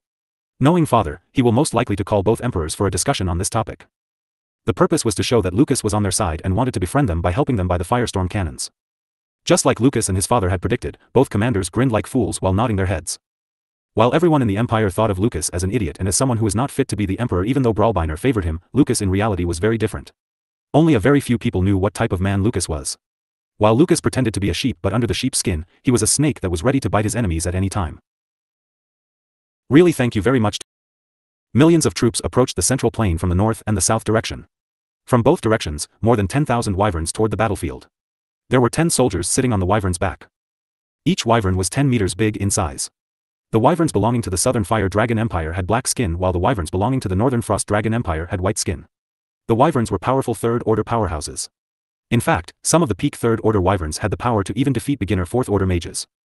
In the entire Dying Isle continent, the Southern Fire Dragon Empire and the Northern Frost Dragon Empire are the only two empires that breed wyverns and use wyverns to fight. No one knew how both dragon empires were able to tame wyverns and breed them. The secret was never shared with anyone. Not even to the closest friends of both empires. Aditya can control any dragon species whether wyvern or leviathan with his divine crimson dragon bloodline. The Southern Fire Dragon Empire and the Northern Frost Dragon Empire use a secret technique to make the wyvern submit to them. In fact, if one looked closely enough then one would see black and white collars around the wyvern's neck. The wyverns are one of the strongest dragon species that were being treated like mounts. Such things can only be found in the Southern Fire Dragon Empire and the Northern Frost Dragon Empire. The collars had some strange runes drawn on them. The collars were made from a special metal. Sir Lucas, can you please give us an explanation? The commanders of both Ageless Islands and the Storm Empire looked at the sky in deep shock. Lucas did not reply. He looked at the sky with a smile. So His Majesty has decided to send the wyverns in this battle. These black wyverns are raised by our empire. Don't worry, these wyverns won't attack us. Now let's not waste any more time. These wyverns look a bit different from the wyverns that we have in our Eastern Empire. Although the sizes of the wyverns were bigger than most wyverns that Aditya bought from the wild, these wyverns looked weaker than the wild wyverns. Wyverns had this powerful aura around them. Wyverns are arrogant, proud, and strong by nature as they possess dragon bloodlines in them. But these wyverns lack the very thing that made others fear wyverns. This may be because these wyverns are being suppressed. Even Aditya wasn't sure. But from what he can tell these wyverns lacked the very essence that linked them with dragons. Looking at those wyverns that covered the sky, Watson couldn't help but frown. Your Majesty, I feel both dragon empires have too many secrets. I wonder what other thing both dragon empires are hiding. Let's observe the battle for now. Aditya was hoping that both dragon kings would fight in this war. He also hoped that both sides would fight using their full power without holding back anything. But Aditya knew this was very unlikely to happen. But if it did happen, it will be beneficial for the Eastern Empire. Just like Aditya, others who also had similar intentions also hoped that both sides would use their full power in this fight. Once that happens, it would become very easy to take over both dragon empires. Around 5 minutes later, even before millions of troops from both sides could come facing, all the Fifth Order cultivators from both sides had come facing each other. Both the Southern Fire Dragon Empire and the Northern Fire Empire had sent 5 of their Fifth Order cultivators. Right now 10 strongest cultivators who stood at the very top of the continent had gathered here. Lucas, we meet again. I have been waiting for this day for a long time. Today, you're going to die under my foot. The one who spoke was Albert, one of the White Dragon King's sons. Albert had Lucas, both were of the same age. Albert was a few years older than Lucas. Lucas arrogantly folded his arms on his chest while looking at Albert with a smirk. Albert, what a surprise. And here I thought that my dear cousin had died from the beating that I gave him last time. Lucas's mocking words had turned Albert's face red from anger. Lucas, you bastard, I will kill you. Now, that's some harsh words. I can't believe my own cousin is saying these words to me. Sir Lucas, have you met this man before? Albert was a young man who was 37 years old. Lucas looked at Albert with a mocking smile. Every 25 years, a tournament is held by the all kingdoms, dynasties, and empires of the southern region. In this tournament cultivators who are 25 years old or younger are allowed to join to fight for the title of the youngest genius of the southern region. 12 years back, I had the opportunity to fight my dear cousin Albert. At that time, both of us were peak third order cultivators. Both of us fought in the finals. Although my cousin is stronger, as the son of Black Dragon King, I was stronger. In the end, I kind of overdid it and ended up sending my cousin to coma. The more Albert listened, the more anger he looked. I still remember that pleading face of yours. You were begging me to stop beating you. Ha ha ha. Shut up. With a loud roar, the aura of beginner fifth order was released from Albert's body. Seeing this, Lucas smiled. Lucas purposely provoked Albert so that he would attack him first. The Southern Fire Dragon Empire and the Northern Frost Dragon Empire both had sent 2 mid-5th order cultivators. Albert, do you know that you're a loser? Shut up. You piece of shit. Humph. Your pathetic attacks are of no use. Boom. Both attacks collided before exploding. Clang. Clang. Clang. Metal clinging sounds were heard from the sky. All the 5th order cultivators were engaged in fierce life and death battles. Albert and Lucas retreated 100 meters away. All of a sudden both of their bodies were covered in a transparent white and black layer of energy. Both of their eyes changed. Both Lucas and Albert's eyes now had a vertical slit. At the same time, their bodies also began to change. Their hands turned into dragon claws. Their legs turned into dragon legs. Black dragon scales began to grow over Lucas's body, while white dragon scales began to cover Albert's body. Both of their faces started changing. The clothes that both of them wore were torn as their bodies started elongating. In less than 10 seconds, both Lucas and Albert had turned into an eastern dragon. Albert turned into a majestic-looking white frost dragon. While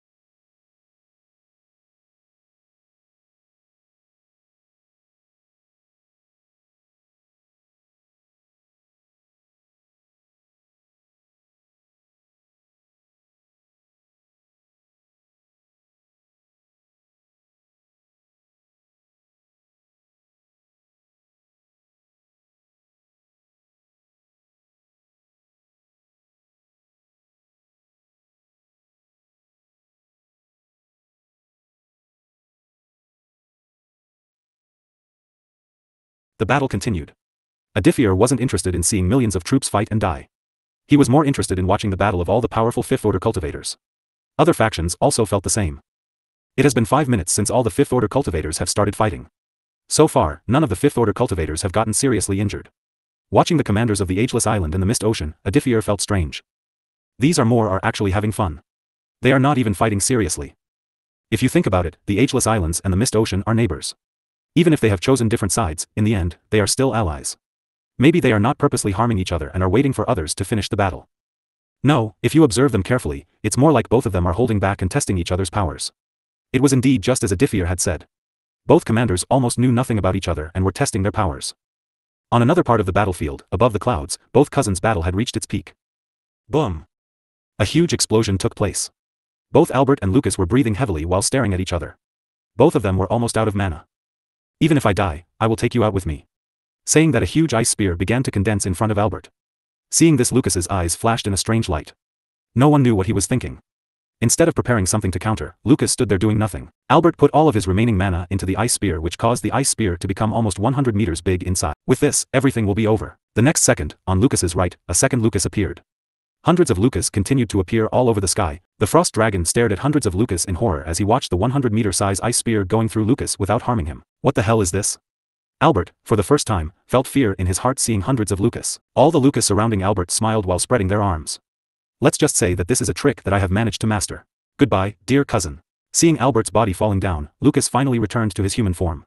As soon as his body changed back to its human form, Lucas quickly wore another set of clothes from his storage ring. Now that Lucas had returned to his human form, others were finally able to see his wounds. There was a big bite mark on Lucas's neck. Long claw marks on his stomach and on his back. To stop the bleeding, Lucas took healing pills and then waited for his mana to be recovered. I should thank Father for giving me this thing. In the final moments, Lucas used this skill to make mirror versions of himself. The most special thing about this skill was the fact that all the mirror images also copied the user's cultivation of aura. This made it impossible for Albert to find the real Lucas among hundreds of fake Lucas. Somewhere, a man sitting on a frost throne looked at the transparent screen before him in silence. This man was the Emperor of the Northern Frost Dragon Empire. No amount of words can describe this man's handsomeness. Some even called this call an angel, as his face and his body were too handsome. Your Majesty. The Prime Minister of the Northern Frost Dragon Empire looked at the Emperor in worry. Seeing one of his sons dying, the man showed no emotion on his face. This made the Prime Minister confused. After a brief moment of silence, the Prime Minister asked, Your Majesty, should we send reinforcements? No, just keep observing. Soon, no one would even care about the Black Dragon King. The Emperor got up from his frost throne. I am going out. Don't send any reinforcements. The Prime Minister couldn't understand why the Emperor was forbidding him to send any reinforcements. If no reinforcements are sent, then the Fifth Order cultivators from the enemy side will join hands and eradicate their troops. Just as Albert died, the mid-5th Order Guardian who was supposed to protect Albert sensed this. The Guardian knew that he was already too late and now he could only try to avenge the prince by killing Prince Lucas. At some other part of the battlefield, the commander of the Cloud Earth Empire had managed to kill the commander of the Storm Empire. Against two Fifth Order cultivators, the Ageless Islands general couldn't keep up and ended up dying within a minute or two. While all these were happening, no one knew how the battle between two peak Fifth Order cultivators was going on. Both peak Fifth Order cultivators can prevent others from spying on their battle. Below the clouds, by all half of the wyverns from both sides has either fallen or were seriously injured, while the other half was still engaged in a bloodthirsty fight. On the ground, the battle was still far from being over. Both peak Fifth Order cultivators fought for more than 10 minutes. No one knew the result of the battle except for the White Dragon King and the Black Dragon King. Huff. Huff. It looks like I won this fight. Humph. I am not dead yet. You can only claim your victory over my dead body. Above the clouds, both peak Fifth Order cultivators of both Dragon Empires looked seriously injured. Their whole body was a mess. Only they knew how intense this battle was. I will remember this debt forever. I will see you again, Kong. Saying that, the Elder of the Northern Frost Dragon Empire retreated. While the Elder of the Southern Fire Dragon Empire, whose name was Kong, did not try to chase Charles. Sensing that Charles had left the battlefield, Kong lowered his guard. And finally started to tend to his wounds. The Fifth Order cultivators from Ageless Islands and the Storm Empire had been killed. It was just as Kong had thought. Lucas was surrounded by the commanders of Cloud Earth Empire and Mist Ocean. Prince Lucas, this will be the end of you. Humph. We will see about that. Even when being surrounded by multiple Fifth Order cultivators, Lucas still had a smile on his face. Fortunately, Kong was there to keep the Prince of the Southern Fire Dragon Empire safe. Kong moved faster than any Fifth Order could react. The agility of the peak Fifth Order was on another level. Swoosh. Lucas widened his eyes to find the bodies of the Fifth Order commanders exploding into bloody mists. Your Majesty, I hope I am not too late. Kong, you're just in time. This battle was won by the Southern Fire Dragon Empire. Everyone was surprised to see the sudden change in tides. No one was expecting one party to get the upper hand this quickly. With the death of the son of the White Dragon King and when peak Fifth Order cultivator Charles retreated back, the probability of the Southern Fire Dragon winning this battle increased a lot. A peak Fifth Order cultivator alone was able to kill the remaining Fifth Order cultivators from the Northern Frost Dragon side. Your Royal Highness, you should rest and recover. I will take care of the little ants. By little ants, Kong was referring to the soldiers that the Northern Frost Dragon Empire had. Without their Fifth Order cultivators, even millions of troops weren't a big deal in the eyes of a peak Fifth Order cultivator who was the strongest being in the whole continent. Lucas nodded as he started flying down. His face was still pale and his mana was almost zero. On the ground, the battle had reached its peak. Every second more than thousands of troops from both sides were dying from the cannon and arrows. Constant sounds of explosions were heard all over the battlefield. After a certain point, some generals from the Southern Fire Dragon Empire side noticed that even though the enemy's number is 2.5 million and 400,000 higher than their number, the enemy's cannons are not as strong and advanced as the cannons of their side. So as time passed, even with the higher number of troops, the Northern Frost Dragon Empire began to feel the pressure. The pressure only kept on increasing with each passing minute. Seeing this, Aditya and others who were secretly keeping an eye on the battlefield side fully knowing that the winner of this battle has been decided. Also at the same time, Kong appeared on top of the battlefield. It was not just his mind that worked faster. His vision, his hearing, his sense of smell, his taste, everything was on a completely different level. He was pleased to see that the Southern Fire Dragon Empire side was winning. I can't let too many soldiers die here. Grabbing the purple sword from his waist, the peak Fifth Order cultivator vanished from the sky. Swoosh. Bang. Bang. Bang. Before anything, Kong started by destroying the enemy's cannons and other types of siege weapons. He then went on to kill all the archers that the Northern Frost Dragon Empire had bought with them. As this was happening, the nobles of the Northern Frost Dragon Empire and the people who secretly supported and wanted to see the Northern Frost Dragon Empire win had their faces go dark. Ewan Baker tightly clenched his fists so tightly that his nails dug into his flesh and his palms started to bleed. Why did this majesty stop me from sending troops? Fortunately, we would be only losing somewhere around 1 million soldiers in this fight. There were some factions that exclusively sold soldiers and military supplies. Kingdoms, empires, and dynasties that usually go to war, sometimes may rent soldiers for a fixed price. Let's see how much our empire has lost in this fight. Kong moved throughout the battlefield like an invisible ghost that no one was able to see or feel. Seeing that the Southern Fire Dragon Empire won, right now, the Southern Fire Dragon Emperor, the Black Dragon had the brightest smile in the whole dying All continent. To Brawlbiner, today was a day of celebration. How can Brawlbiner not feel happy when centuries of his hard work were paying off? While Brawlbiner, his son, his family, and the entire Southern Fire Dragon Empire had started celebrating, Kong continued to slaughter the soldiers of the Northern Frost Dragon Empire without caring about the fact that he was killing women and men. The Southern Fire Dragon Empire's troops also spirited seeing a peak 5th Order cultivator helping them out. At the same time, the white magic circle that no one noticed previously started to expand in size. All the souls of the fallen soldiers, generals, and commanders were being sucked by the white magic circle that was buried under the layer of snow. 25 minutes later. Kong finally stopped moving like a bolt of lightning throughout the battlefield. The battlefield that was once filled with sounds of explosions, cries of pain, pleasure, rage, violence, and anger, now had gone totally silent. Everyone's eyes were on Kong. The peak 5th Order cultivator's body was completely clean even though he just slaughtered an entire army. The only thing that was covered in blood was his purple color. The elder of the Southern Fire Dragon Empire smiled while looking back. The battlefield which previously was covered in white snow now had become a red battlefield. The snow had lost its white color and had turned red. The blood of the enemy troops had painted the entire battlefield.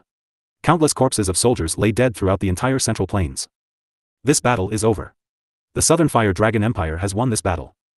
Just as these words were announced, all the soldiers of the Southern Fire Dragon Empire and the soldiers who were sent from the Allied Empire, everyone raised their hands in the air and started cheering. The soldiers started to hug each other, feel very excited. However, Kang's one word attracted everyone's attention and turned the entire battlefield silent once again.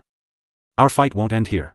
His Majesty, our King, our Emperor, and our Savior, has always wanted to take back the territory that the Northern Frost Dragon Empire has taken from us. We, as the rightful owners, shall reclaim our territory. This is just the first victory. We won't stop till the entire Northern Frost Dragon Empire has fallen. Hail to the Black Dragon King. Hail to the Emperor. Hail to the King. Hail to our Savior. Hail to our Protector. While all the soldiers cheered, Aditya shook his head with a smile. So both dragon empires are spreading lies and brainwashing their people to believe that the other empire is the enemy and the real evil. They don't realize that when the empire has divided, both dragon kings had no choice but to agree. Both sides were running propaganda to portray themselves in a bright light. To think the Black Dragon King calls himself the Savior? This makes me laugh. Most all of the Southern Fire Dragon Empire's revenue goes into the military. While the military is heavily funded by the Emperor, the majority of the cities and towns of the Southern Fire Dragon Empire have been left undeveloped. There are still millions of people who are in poverty. While the rich of the Southern Fire Dragon Empire become richer, the poor continue to remain poor. Lucas nodded while looking at Kong. These words that Kong just said had boosted the morale of the troops. Something that will keep the troops in high spirits during the next big battle. Father did tell me that after winning this battle, we will be advancing toward the Northern Frost Dragon Empire. Even though the number of troops we lost in this fight is not less than 300,000, we have lost 3 of our 5th Order cultivators. If we wanted to win future fights, we will need at least 2 more 5th Order cultivators. I hope Father will send the other elders. While the soldiers were celebrating, the white magic circle that covered the entire battlefield started getting brighter. The magic circle's color started changing. It went from being white to red and then to golden and then dark purple. The magic circle also started expanding in size.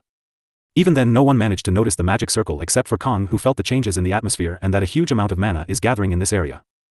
The smile on his face disappeared as he began looking around in concern, thinking that it was the Northern Frost Dragon Empire who had done something.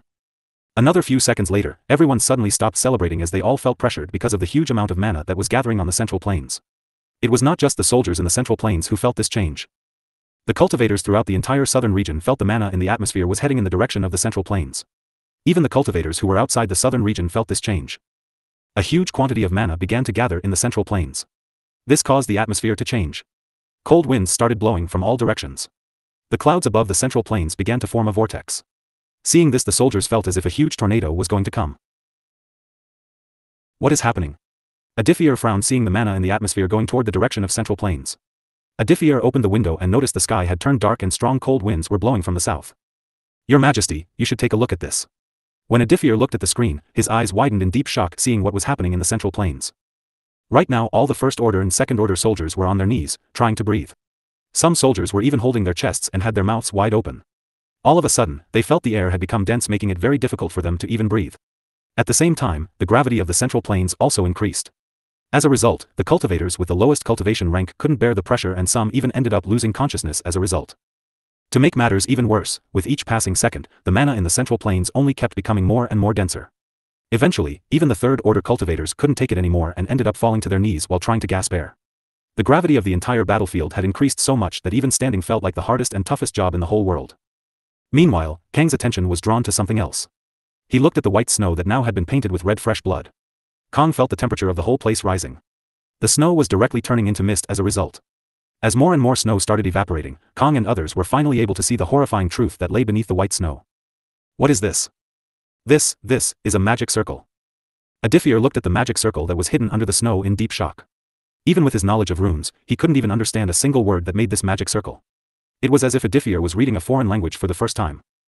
This magic circle is at least 5-star, no, it is a 6-star magic circle. Aditya was 100% sure that this magic circle was a 6-star magic circle. Circle. If this magic circle was a 5-star magic circle, then Aditya would have been able to understand a few of the runes. What a 6-star magic circle. Hearing Aditya's words, everyone's faces turned pale. Right now whatever that was happening and whatever had triggered this 6-star magic circle was nothing but bad news to the whole dying Al continent. There is a reason why there are no 6th-order cultivators on 6 continents. The only continent and place on the whole planet where 6th or higher order cultivators could be found was inside the main continent. If one wanted to break through 5th order, that person must go to the main continent where the mana density is way higher and purer. No one really knows the reason behind this, but it is said that the other 6 continents are not strong enough to handle the pressure of a 6th order or a higher order cultivator. Even if 6th order or higher order cultivators came out of the main continent, their cultivation will be sealed and their powers will be reduced to peak 5th order. For countless centuries many had tried to break this law but always failed. A 6-star artifact or weapon or rune star or anything that is 6-star won't work outside the main continent. Even if a 6th order cultivator managed to retrain their powers and cultivation outside the main continent, just their one attack would be more than enough to destroy an entire continent. It wouldn't be wrong to say that a 6th order cultivator outside the main continent is a god. The other 6 continents are not strong enough to handle a 6th order cultivator. The reason why everyone was so shocked and frightened was because of the fact that a 6-star magic circle had been activated outside the main continent. Whatever consequences or changes this magic circle will bring might even end up destroying this entire continent together. One could only imagine how horrifying the pressure in the central plains currently was. Seeing the state of all the troops, everyone in the meeting room was terrified. By now the bodies of the 1st order and 2nd order cultivators already had exploded into the bloody mist from not being able to handle the huge pressure. While the bodies of the 3rd order and 4th order had been turned into meat paste. Even peak 5th order Kang was having trouble standing. Really, thank you. One could only imagine how horrifying the pressure in the central plains currently was. Seeing the state of all the troops, everyone in the meeting room was terrified. By now the bodies of the 1st order and 2nd order cultivators already had exploded into the bloody mist from not being able to handle the huge pressure. While the bodies of the 3rd order and 4th order had been turned into meat paste. Even peak 5th order Kang was having trouble standing. The entire southern region was violently shaking. The ocean and the sea had become wild. High tides started to hit the shore. Many dead volcanoes in the southern region started to erupt. The very strong wind continued to blow all over the southern region. The magical animals that lived in the southern region started running here and there as if trying to find a safe place. Crack. Large fissures began to appear on the ground. The entire atmosphere of the southern region had become very chaotic. At this moment, not even the 5th order cultivators felt safe. Not even the Southern Fire Dragon Empire was safe from this. As seconds passed, this change soon started taking place in the eastern region. Just like what had happened in the southern region, the entire eastern region also experienced those chaotic changes. The atmosphere of the whole dying Al continent had changed. Seeing the fate of the millions of soldiers and seeing that even a peak 5th order cultivator was struggling to stand, no one had the courage to go to the central plains anymore. Some kings and nobles even began preparing plans to escape the dying Al continent and flee to another continent. Cough. Kang coughed out a mouthful of blood. Above him, a colossal-sized dark vortex began to open up. The vortex was so big that it could be seen even from the eastern region. The vortex was nearly 5,000 meters big.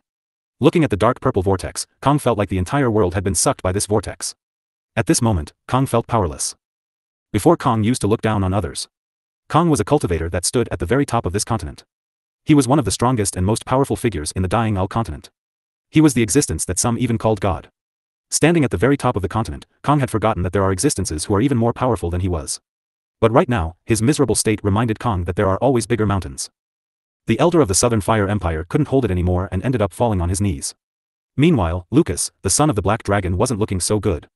Lucas was lying on the ground and looking at Kang with a pleading expression. He wanted to shout and ask for Kang's help, but at this moment, even breathing air felt like the most difficult thing to him. Meanwhile from the huge, gigantic vortex a certain someone who has been waiting for ages started coming out to see the light of this world. The being that waited beyond the vortex was a being that once was called a god. Right now he was going to make his return to the dying Al continent. Stare. Aditya, who has been sitting miles away from the central plains, suddenly felt his entire body stiff. Aditya began to sweat even though strong southern cold winds were blowing outside. Right now, the dragon monarch felt like he was being stared at by someone. Aditya couldn't point out what was looking at him or what is this feeling. Right now his dragon instinct was on full alarm. Aditya has never felt anything like this before. Even when he faced Ashley, who was one of the strongest opponents that he ever fought to this date, didn't make him feel this way. Aditya felt as if someone was directly staring at his very soul. Julia, who was sitting next to Aditya, noticed something was wrong with Aditya. When she looked at him, she found him sweating and looking distracted. The look on Aditya's face wasn't something Julia had ever seen before. Aditya looked extremely concerned. He was sweating in this cold weather. Every hair on his body was standing. Aditya, are you alright? Julia put her hand on Aditya's right shoulder and asked in a worried tone. For a second Aditya was startled before he looked at Julia. I am alright. Under everyone's surprised gazes, Aditya stood up and closed the open window. He then turned to Julia. I want all of you to go back to the Eastern Empire right now. What? Why are you sending us back? Julia and others felt Aditya was hiding something from them. This place is not safe for you all. Without giving any more explanation, Aditya grabbed Julia's right hand and pulled her up. Let's go. I will send you all back to the Eastern Empire. But I want to stay here. I said no. This time, Aditya raised his voice slightly, which scared Julia. Seeing this, Aditya suddenly felt guilty. He suppressed the anxious feeling in his heart and gently looked at Julia with a smile. Princess, please don't be stubborn. Just go back. This place is not safe at all. The way Aditya looked at Julia was as if he was pleading with her to go back. Julia had never seen Aditya being this stubborn with her. All right. Julia decided to agree with Aditya. Your Majesty, I shall remain by your side. Aditya hesitated for a bit before nodding his head. After that, regardless of what others said, everyone was sent back to the Eastern Empire using the teleportation array. After everyone left, Watson walked to the balcony to find Aditya staring at the massive vortex that had formed in the sky. Your Majesty. Seeing Aditya not replying, Watson raised his tone and again called him. Watson also slightly shook Aditya's right shoulder. Your Majesty. Aditya looked startled. This was the first time Watson had seen Aditya looking this concerned about something.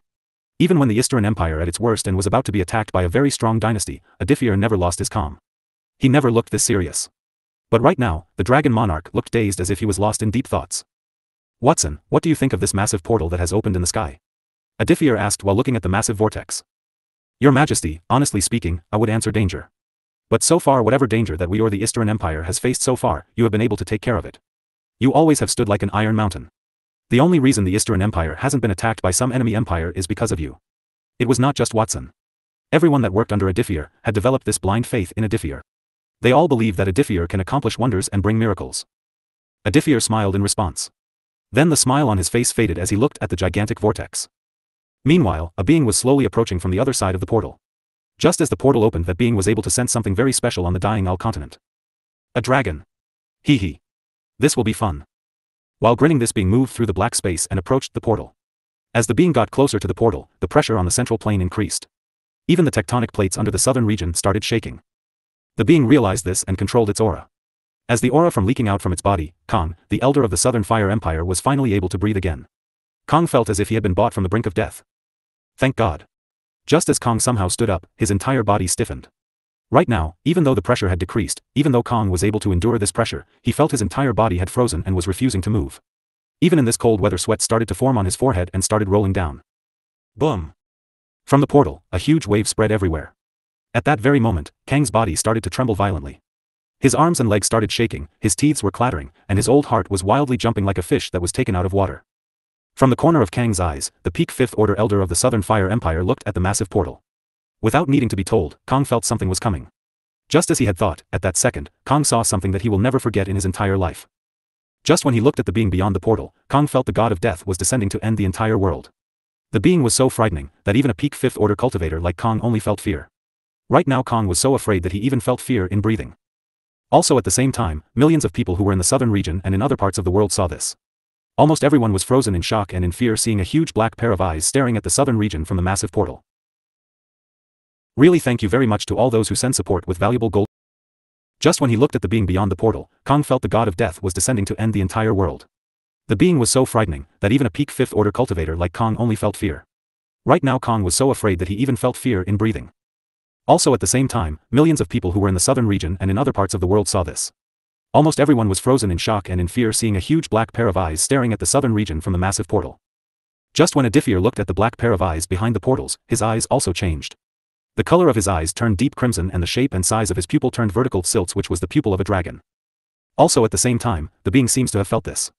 Those giant black eyes shifted its attention in the direction of the south. Looking at those eyes, Aditya at this moment felt as if that being was staring directly at him. It was very difficult for Aditya to express the emotions that his heart currently felt. Looking at that being, Aditya felt as if he had met his biggest and strongest enemy till now. From the dark purple portal, a huge head began to emerge. It was the head of a giant snake. The face of the snake was red. As the snake slowly began to emerge out of the portal, its body was revealed to the whole world. To everyone's horror and disbelief, the snake was more than 400 meters long. Just as the snake came out of the portal, Aditya instantly knew that this snake had a dragon bloodline in its body. This also explains why Aditya felt that connection with this snake. It also explained why Aditya felt so threatened by this snake. Aditya now was 100% sure that this snake had sensed him and was looking at him a moment before coming out of the portal. The snake with a crimson head appeared as a massive black-scaled snake with various rows of spikes. Its face is also red with large and sharp teeth along with black eyes and black irises. In the novel, just as the snake got out, the magic circle that actually sealed this snake shattered like glass. Everyone was able to hear the sound of the magic circle shattering. Bang! The snake sage has returned. No one knew who said those words, but everyone in the southern region was able to hear these words loud and clear. Seeing this snake, Aditya had a sense of urgency. His felt became impatient. He felt very threatened at this moment. It was as if he would be hunted at any moment now. Watson, you stay here. 2 crimson pairs of dragon wings appeared on Aditya's back. Your Majesty, wait. Without listening to Watson's words, Aditya vanished from his view. Scene change ______. Meanwhile, a figure flew from the northern direction towards the 400 meters colossal-sized snake. Oh, great lord. You are finally free. Watson and others who has been watching everything widened their eyes in deep shock seeing the man with white angel wings. The man's handsomeness was out of this world. The silver white angel wings on his back made people think as if he was some angel. The man was Jimit, famously known as the White Dragon Empire. The snake's body floated in the sky and moved very slowly. The snake looked at the man with angel wings. Who are you? The snake didn't even open his mouth to speak. But everyone was able to hear a deep male voice. My lord, we have awakened you from your great slumber and have freed you from your prison so that you would help us fight the Titan Guardian. We need your strength to defeat the Titan Guardian. Everyone who was watching was in big shock. So the Northern Frost Dragon Empire's troops lost to awaken this gigantic snake. Some people who knew how the magic circle worked understood that all the troops that have died in the central region used a sacrifice to break the seal. The snake stared at Jimit for an entire minute before replying. Very well, since you have freed me from the Phantom Zone and have allowed me to return back to this world, I shall help you out this once. I also have some personal matters to settle with that Titan Guardian. Hearing the words of the great sage snake, Jimit sighed in relief. Everything was going according to their plan. Let's go. After defeating the Titan Guardian, I will explore this world. I want to see how much this world has changed while I was asleep. I want to know how much this world has developed. I want to know if any old friend of mine is still alive at this age. Gate. Upon saying this magical word, the space began to twist. The air began to move in a spiral motion. The next second a very small crack opened in the space. With each passing second, the crack itself began to enlarge. In less than 10 seconds, a huge portal that was nearly 200 meters big in size appeared in the sky. While the previous portal from which the great sage snake came out was slowly beginning to close. Let's go. After you. The great snake sage began to enter the portal. Despite being so big, the great sage snake moved very fast and its 400 meters long body entered the portal in less than a few seconds. After the great sage snake entered the portal, Jimit waved his hand. All of a sudden all the people who were secretly watching the entire thing using various artifacts stopped seeing. The holographic screen went black. After that Jimit coldly smiled and entered the portal. At a very fast speed, several other figures also entered the portal without anyone noticing. As the portal began to slowly shrink down in size and was on the verge of completely closing down, a crimson light managed to enter the portal before the portal completely closed. After entering the portal, Aditya had no idea what he had gotten himself into. But right now if one checked Aditya's current cultivation, then they would find that Aditya's cultivation had reached mid-third order. Before entering the portal, Aditya had used a small amount of his saved-up experience points to make his cultivation reach mid-third order. Although this was just a small improvement in his cultivation, reaching mid-third order had improved Aditya's stats a lot. Aditya's level had gone from level 151 to level 201. Meaning that Aditya had just reached mid-third order. Name, Aditya Baineth. Race, Dragon. Bloodline, Divine Crimson Storm Dragon. Title, Dragon Monarch. Class, War Dancer, Rune Monarch, Storm Marshal. Level, 151-201. Underscore innate skill, instant learning and adaptation, crimson blaze, weapon grandmaster, runic enchantment, dragon transformation, dragon roar, crimson lightning manipulation, dragon monarch blessing, storm summoner, magma manipulation. Underscore passive skill, crimson lightning blink, mental defense, inferno overdrive, soul blaze, fiery eyes, curse of the heaven, blessing of crimson, charm of plasma, crimson lightning dash, enraged lightning spell, lightning armor, storm flight, acid rain. Underscore artifact, bracelet of wind fairy, crown of 7C, not wearing. Underscore strength, 361 411. Underscore speed, 603 plus, 100, 653 plus, 100. Underscore stamina, 336 386. Underscore health, 336 386. Underscore mana, 4001 4052. Underscore free stats, 0 100. What lay inside the portal was darkness. For a moment Aditya felt as if he had come to space. In this space, everything was dark. In that darkness, Aditya can see some objects floating and shining. These objects were very far away from Aditya, as a result the light of those shining objects looked like small dots. In that space, there were many things floating. There were woods, leaves, dead magic animals, clothes, various kinds of metal, stones, and many uncountable things simply floating here and there. Aditya looked around to look for the giant snake that entered this portal. As he spread his senses, he managed to feel the presence of the giant snake and some other beings inside the portal. Besides the giant snake, Aditya can feel the aura of a powerful peak 5th order Eastern dragon. System, add, 100 plus, free stats to my agility. Ding! 100 plus, free stats has been added to agility. The dragon monarch closed his eyes. As he felt the increase in his agility, he started activating all of his stats boosting skills. Crimson lightning dash. Inferno overdrive. Lightning armor. Storm flight. Swoosh. The next second, Aditya disappeared. The dragon monarch began to chase after the great sage snake and the beings that were following the great sage snake. Aditya wasn't worried even if the great sage snake sensed his presence. If the great sage snake wanted to kill him, he would have done it earlier. Really, thank you very much to all those who. Besides, if a 6th order or higher order cultivator intentionally attacks a lower order, the attacker would be attacked with heavenly lightning as a form of punishment. And not even the strongest cultivator in this world can survive an attack from the heavenly lightning. If a high order cultivator wants to attack a lower order cultivator or being without getting punished by the heavenly lightning, a cultivator must seal his own cultivation and attack power to peak 5th order. This is why Aditya wasn't worried. Aditya has no idea how long he followed the great sage snake. Aditya wasn't going to stop following the great sage snake unless someone actually blocks his path. Aditya has no idea why he entered the portal without thinking. At first, Aditya only had come to the central region to see the great sage snake with his very own eyes. But when he arrived at the central plains, seeing the portal, without thinking too much, the dragon monarch just dived in, not caring what he was getting himself into. While flying through space, Aditya saw many things floating in space. This space had many strange and unique things floating around. For example, just a minute ago, he had seen a 15-meter size asteroid full of gold getting in his path. Aditya, without thinking too much, put the huge asteroid in his space ring. Why would he refuse free gold in such a huge quantity? Aditya needed a huge chunk of gold to build his dragon palace. While following the great sage snake from a distance, Aditya picked up any precious metal or a useful object that he found floating on his path. This space was full of rare and unique things. Aditya would have started collecting all the useful things in this space if he wasn't needed to follow the great sage snake. Speaking of following, at first Aditya was a little worried that any one of the peak 5th order beings following the great sage snake would also be able to sense him. Aditya was a sensory type cultivator. After his dragon bloodline got evolved to divine crimson storm dragon, his senses had become very sharp and covered a huge distance. However, Aditya's worries were totally unnecessary as he stayed out of the range. Luckily for Aditya, the beings following the great sage snake weren't sensory type cultivators. Aditya continued to follow the great sage snake for more than 30 minutes. Aditya had no idea how much time had passed. To the current him, even a second felt like a minute as his speed had reached such a terrifying level. Being in this dark space didn't help Aditya in knowing the time either, as he couldn't tell if it was a day or night outside. After what it felt like an eternity of following, Aditya finally saw the sunlight from the other side. As he approached the golden light, he once again saw a portal that was closing down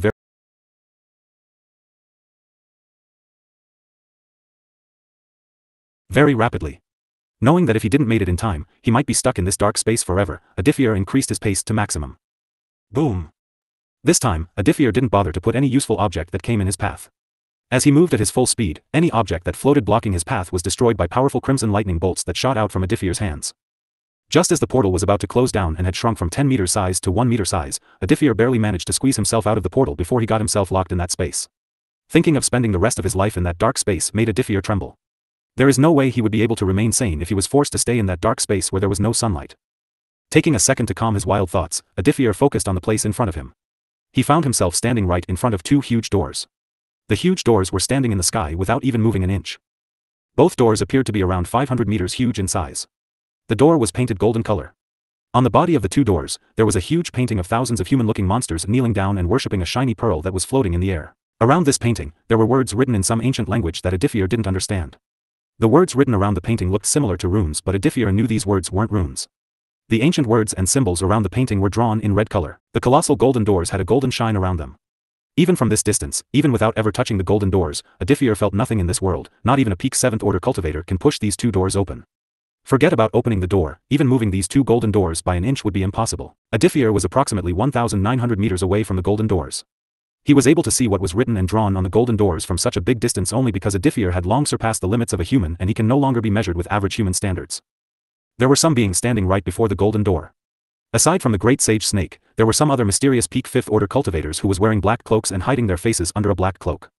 The only person that Aditya recognized among this mysterious group was the Emperor of Northern Frost Dragon Empire. Aditya managed to recognize this person from being able to sense the dragon bloodline that flowed in his body. As a dragon monarch, Aditya can easily sense if a cultivator or a being has dragon bloodline in them. Aditya did not expect Jimit to be here. Aside from the great sage snake, there were 5 people wearing black cloaks and covering their faces with black hoods. Each of them was a peak 5th order cultivator. Among the 5 mysterious cultivators, one of them cultivators appeared to be a woman. Aditya was able to tell this as he saw the woman's curvaceous body. Even the black cloak couldn't hide her curve. Those white wings. Aditya felt his mind ringing seeing those white wings of the White Dragon King. Just a few days ago, the mutant fire ant queen was killed by a person named Jay who had white angelic wings on his back. Jay has white wings which makes him look like an angel. Whenever he flies using those white wings, I feel as if those white wings of his glow slightly and radiate a holy aura. You will know Jay's real identity once you see his white angelic wings. No one but him in this world has such beautiful wings. These were the words that the mutant fire ant queen had written in her diary that she wrote before her death. Looking at Jimit's white angelic wings, Aditya had a strange feeling in his heart. Jay and Jimit. Both of their names also start with J. The White Dragon Emperor is an expert in using holy magic. Scarlet told me that Jay was also an expert in using holy magic. Regardless of whether the White Dragon King was Jay or not, regardless of whether the White Dragon King was a part of the League of Black Tomb when Aditya had set foot in the southern region, both White Dragon King and the Black Dragon King had become his enemies and had become Aditya's targets. It looks like someone has followed us here. The White Dragon King said while looking at Aditya from the corner of his eyes. I didn't expect the husband of Goddess of Alchemy to follow us. That's a good thing as well. Since Aditya was on our future hit list. It wouldn't hurt to kill this young man right now and take that crown away from him. Another mysterious figure replied while grinning. If that's the case, then the 4 of us can take him on. I will head inside and get that pearl. While Jimit and his fellow members of the League of Tomb talked to each other, the great sage snake listened to their conversation. No one knew what this old and crafty snake was thinking at that moment. The great sage snake brought out its old red tongue and licked its lips as if he was getting ready for a delicious meal. I assume you guys have the key needed to open the golden doors. Jimit nodded his head and took out the key that was stolen from the Ethereal Empire a few days ago. The key floated in the air for a few seconds before the key was pulled toward the golden doors. A second or two later, with a loud bang, the golden doors were opened, revealing a complete different world. Seeing what lied beyond the golden doors, everyone even for a split second showed a look of greed. Even the 6th order Great Sage Snake was shocked. Although Great Sage Snake had heard that the world beyond the golden doors was filled with treasures, he never expected the treasure land that was less than 15 meters away from him to be this rich and this tempting. Even for a mid-6th order cultivator who has lived for countless years and has seen almost everything that this world has to offer, the Great Sage Snake couldn't control his emotions. However, everyone's fantasy and wild dreams were short-lived as just as the golden doors were opened and just when the fresh air entered the treasure land, a being feeling the change in the air, slowly moved. The being was lying on the earth for countless years. The being was so massive that when it lay on the ground, others thought of that being as a giant mountain. In fact, it has been countless years since that being had moved his body even an inch. All of a sudden, the being that slept in the treasure land opened its eyes, revealing 2 golden pairs of pupils. As the being had not moved even an inch for countless years, its entire body was covered in dust and in leaves. Just as the being opened its eyes, all the dust and the leaves covering its body started to vibrate violently. Who dares to open the gates of forbidden treasure land? Here he comes. Ignoring the members of the League of Black Tomb, the Great Sage Snake entered the forbidden treasure land to meet the Titan Guardian. Both Titan Guardian and the Great Sage Snake were mid-6th order cultivators. If both powerhouses fought outside, then they might end up destroying an entire continent. This is why the Great Sage Snake entered the forbidden treasure land to fight the Titan Guardian. The forbidden treasure land was bigger than the West Nia continent. Also, the laws of the forbidden treasure land are stronger, meaning that the world beyond those golden gates was strong enough to witness the fight between 2 mid-6th order powerhouse. If a peak 4th order cultivator used one of the strongest attacks anywhere within 6 continents or the ocean surrounding the 6 continents, the cultivator's attack would be able to destroy a small mountain. But in the main continent or in the forbidden treasure land, the very same cultivator's attack wouldn't be able to do that. As the laws of the main continent and the forbidden treasure land are stronger, it would take more power to destroy a small mountain. Right after the great sage snake entered the forbidden treasure land, he met the Titan guardian who has been sleeping for countless centuries and was standing with his arms folded on his chest. How many years it has been since I last meet a Titan? Humph. This is also the last time you will ever see any being whose you entered the forbidden land must die. Titan has been guarding this plane for countless. You will have to see how things go. The forbidden treasure land was a land of treasure. The great sage snake opened its mouth and began to condense a large amount of mana on its mouth. The guardian Titan did not wait for the great sage snake to complete its attack. The great sage snake released a huge beam of green light from its mouth which the Titan guardian blocked using his katana. Boom! You stupid snake, I think you have forgotten that Titans are one of the strongest beings on this planet. The guardian Titan raised its right foot up and before slamming his right foot on the ground. Boom! The next second the great sage snake felt something was coming, he immediately moved out of the way in time. As from the ground more than 100,000 of metal spikes had came out. Each spike was very sharp and 50 to 100 meters long. The great sage snake attacked the guardian Titan back with a huge wave of flame that he spits from his mouth. While both mid-6th order cultivators fought each other, Aditya slowly approached the golden gates while keeping his eyes on the members of the League of Black Tomb. Seeing Aditya approaching in their direction, Jimmit's eyes flashed in a cold light. Everything so far has gone exactly as planned. Except for the presence of an annoying fly that managed to follow them here. From experience, Jimmit knew that because of Aditya they had to change their plans the last time when they went to acquire the key. So, Jimmit came up with a plan. You four head inside and find the pearl. I will deal with this annoying fly. I will also get revenge for our fallen brother, Ashley. Jimmit had heard that a few months ago, the organization had sent one of the Inner Circle members to make a plan to retrieve that artifact from Aditya. Even when 15 factions attacked the Eastern Empire, this man was able to deal with them alone, which is frightening. Ever since then, the organization had decided to get that object later and decided to focus on their other plans. But who would have thought that this man would somehow come here to interfere with their plans? Alright. The three of you come with me. While those two overgrown giants fight each other, we will have to find where the pearl has been hidden in the forbidden treasure land. The next second, everyone leaving Jimmit and Aditya outside had entered the forbidden treasure land. Jimmit removed the black hood and threw away the black cloak that he had worn before. I am really to see the Emperor of the Eastern Empire here. Or should I call you the husband of the alchemy goddess Julia? Aditya did not panic after realizing that the organization knows his both identities. After reading Scarlet's diary, Aditya had kind of expected this to happen. Aditya admits that he had made a mistake. But rather than regretting that mistake, Aditya was the type of person who would learn from his mistakes and correct them. Seeing that Jimmit's words couldn't get any strong reaction from Aditya, the White Dragon King clicked his tongue in annoyance. Jimmit would really like to see Aditya lose his calm. Unfortunately, his taunting words seemed to have no effect on the Dragon Monarch. You know, if you have decided to join me, then this wouldn't have happened. Now that you know my secret, I will have to kill you. Jimmit thought that Aditya didn't know anything about the League of Black Tombs. After all, the League of Black Tomb had no idea that before dying, Scarlet had revealed every single piece of information that she had about them. To gain Scarlet's trust, the organization did not force Scarlet into a contract that would stop her from talking about them. The organization had mistakenly assumed that they had complete control over Scarlet. Jimmit, you sacrificed your own army just for the sake of all this? Jimmit smiled in response as if he was feeling slightly embarrassed from being praised. He looked at Aditya as if he had done the noblest thing in this whole world. What can I say? Most of those soldiers belonged to my allied empires. And the troops that died from the Northern Frost Dragon Empire's side were all useless troops. These troops were just wasting my money and resources, so I put them to better use. From his tone, Aditya felt Jimmit didn't really care about the troops that he lost, or the word sacrificed would be better suited for this situation. Just for the sake of all this, you even let your biological son die. The death of my dear son Albert is just a small, very needed sacrifice for the Grant plan. Sometimes a man must sacrifice for the great good. The way Jimmit spoke as if he had done something very noble made Aditya kind of irritated. What could be more important than the life of our own son? Even though he has pure white angel wings and can use holy magic, this man is a definition of true evil. The Northern Frost Dragon Empire told everyone that the Black Dragon King was evil, but in reality, it turned out to be the complete opposite. Not every white represents good and not every black represents bad. Even though he has pure white angel wings and can use holy magic, this man is a definition of true evil. The Northern Frost Dragon Empire told everyone that the Black Dragon King was evil, but in reality, it turned out to be the complete opposite.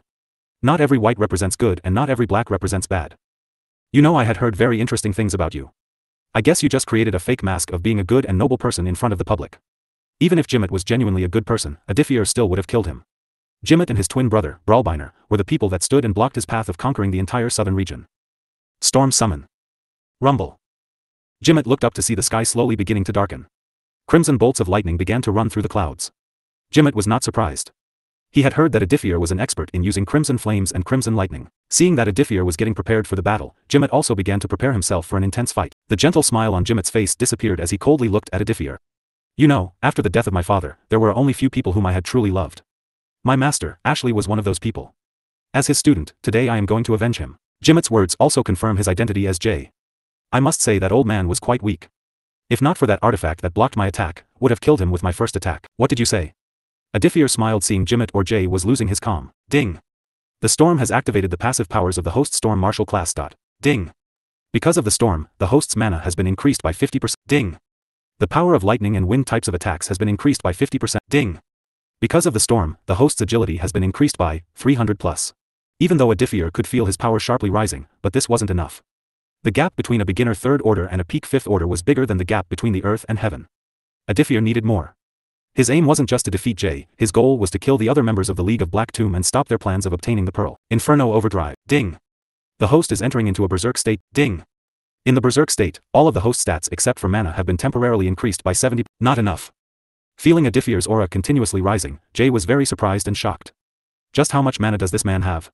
At the same time, the White Dragon King felt his blood run cold. Crimson Lightning Dash. Lightning Armor. Storm Fly. Ding. Crimson Lightning Dash has added 200+ agility to the host's stat. Ding. The Lightning Armor has increased the host's defense and also has added 100+ strength to the host's stats. Ding. As there is a storm, the second function of the Storm Flight skill has been activated. As if this all wasn't enough, Aditya finally took out a cheap-looking crown from his storage ring. Seeing the crown of 7 seas being worn by Aditya, Jay couldn't hide his shocked expression anymore. His heart began to tremble in fear. The aura coming from current Aditya was extremely terrifying. As a dragon, Jay instantly was able to sense the danger that stood before him. Ding. By wearing the crown of 7 seas, the third function of the crown has been activated.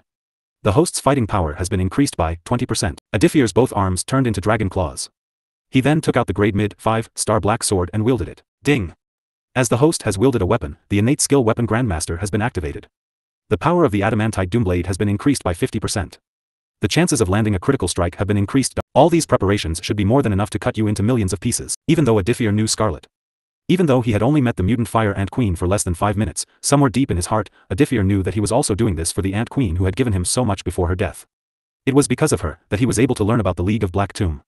Just like Jay wants to avenge Ashley, Aditya was going to kill Jay for Scarlet. Stupid, why I am fearing a kid. Even if he has made preparation, it's not like I have lost all of my powers. I also have my trump cards. Saying these words, Jay calmed his heart. Jay took out a small stone from his storage ring and released the stone into the air in front of him, which made Aditya totally confused.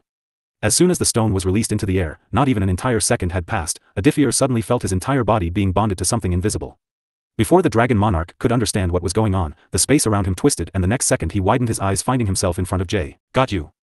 Aditya's right index finger moved ever so slightly. The next second, before the tip of the spear could even touch his body, a crimson bolt of lightning fell from the clouds and hit Jay. Boom. Jay was sent flying more than 100 meters away as a result. What was that?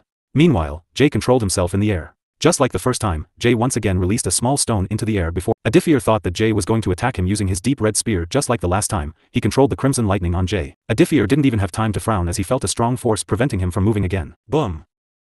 Aditya did not take any damage from his own attack, however he did not feel dizzy for a few seconds, which was more than enough for Jay to take advantage of it. The power behind the kick caused Aditya to cough out a mouthful of blood. Aditya was expecting Jay to use that strange teleporting ability of his to change places with another object or the crimson flame orb, but strangely Jay did not do that, which kind of surprised Aditya. The White Dragon Emperor, instead of using that strange teleporting ability, used something else. Holy Avatar. Suddenly Jay's mana in the form of white transparent energy began to come out of his body and cover his entire body. Seeing this, Aditya was shocked. Boom. Even when the crimson orb hit the Holy Avatar, nothing happened to Jay. Even though the Holy Avatar that looked like Jay was slightly damaged, his mana instantly healed the damaged part. Right now, around 500 meters away, Aditya, the White Dragon's Empire body, was controlling a giant 50 meters big avatar that looked totally like him. The Holy Avatar had Jay's appearance and was even wearing the same clothes that Jay wore. The avatar's entire body was white and the avatar had a transparent body. What kind of move is that? Aditya wondered while staring at the white avatar. In this world of cultivation, there have been countless skills and techniques created by countless geniuses from the start of this world. While it was true that each time a new era started, the skills and techniques from the previous era were lost, not every skill and technique was lost.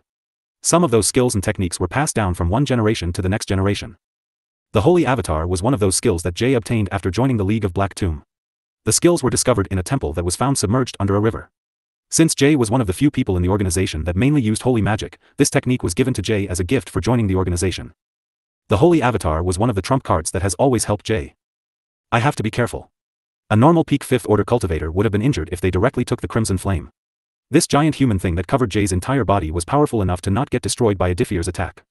In fact, even though the crimson flame directly hit the Holy Avatar, other than slightly being damaged, which also was healed instantly, nothing else happened to the avatar. If that's the case, then let's try something else. Aditya spread his arms on both sides while looking at the sky. The White Dragon Emperor was confused for the first few seconds, but noticing that Aditya's face had turned slightly pale and noticing that the sky was rumbling very loudly, the Northern Frost Dragon Emperor had a very bad feeling in his heart. He felt something very bad was about to happen. Aditya's face slightly turned pale as he experienced the loss of 1,000 plus mana in an instant. Whatever that you're planning on doing won't work on me. The defense of the Holy Avatar cannot be broken that easily. Even my master had a very hard time breaking the defense of the Holy Avatar. From the White Dragon Emperor's words, Aditya was able to learn the name of this attack. We will see. Aditya pointed both of his arms forward. Under the White Dragon King's watch, crimson lightning started gathering from the rest of his body to both of his arms. The next second, 6 powerful bolts of crimson lightning were once again shot out from his hands. Seeing this, Jay quickly crossed his arms and covered his chest. Boom!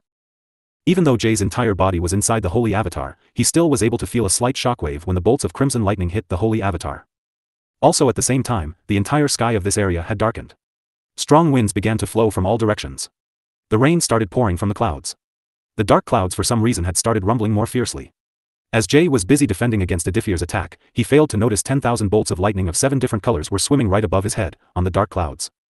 All the 10,000 bolts of lightning merged together to form a huge bolt of rainbow lightning. Just as Jay's Holy Avatar recovered the small damage that the crimson lightning had managed to do, the rainbow bolt of lightning fell on the Holy Avatar. Before the rainbow lightning fell, Jay and Aditya's visions were blinded because of the intense white light that came from the sky. The next sound, everyone, even those who have gone inside the Forbidden Treasure Land, heard a loud, earth-shaking rumbling sound. Boom!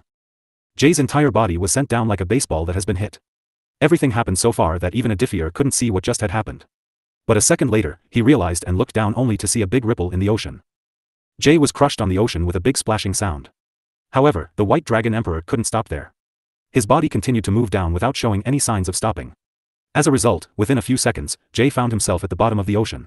He had crushed to the oceanic crust, which instantly shattered from the impact. Aditya fell down and stopped just a few inches from the ocean.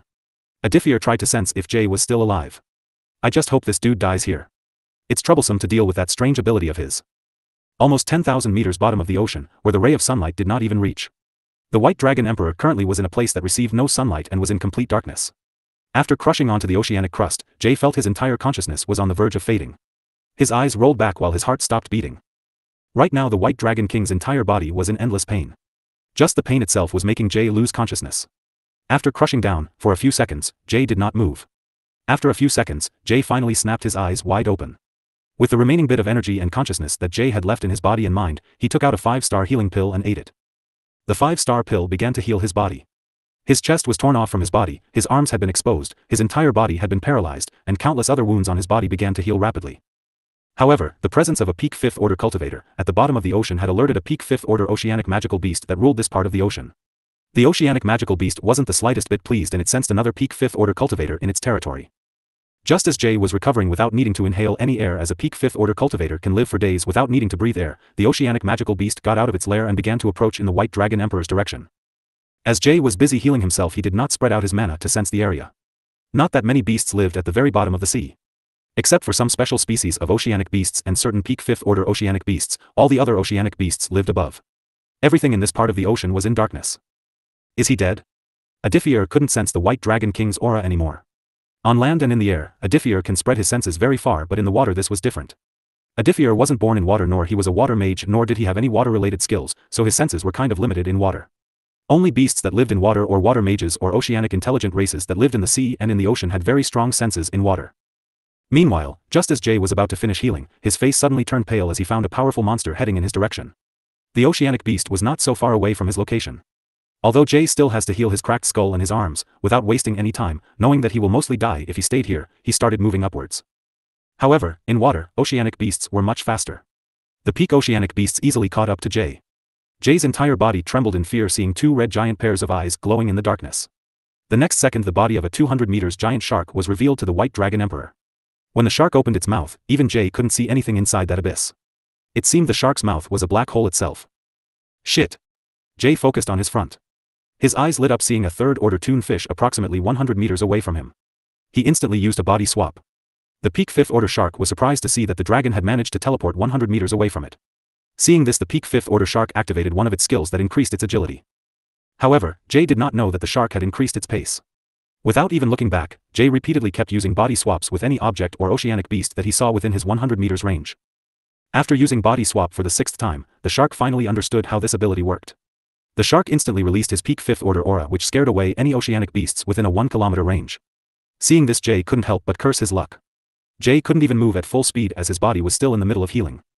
The chase continued for another few seconds before the 200 meters giant shark finally caught up to Jay. Curse you, Aditya. Even if I die, I will never let you rest.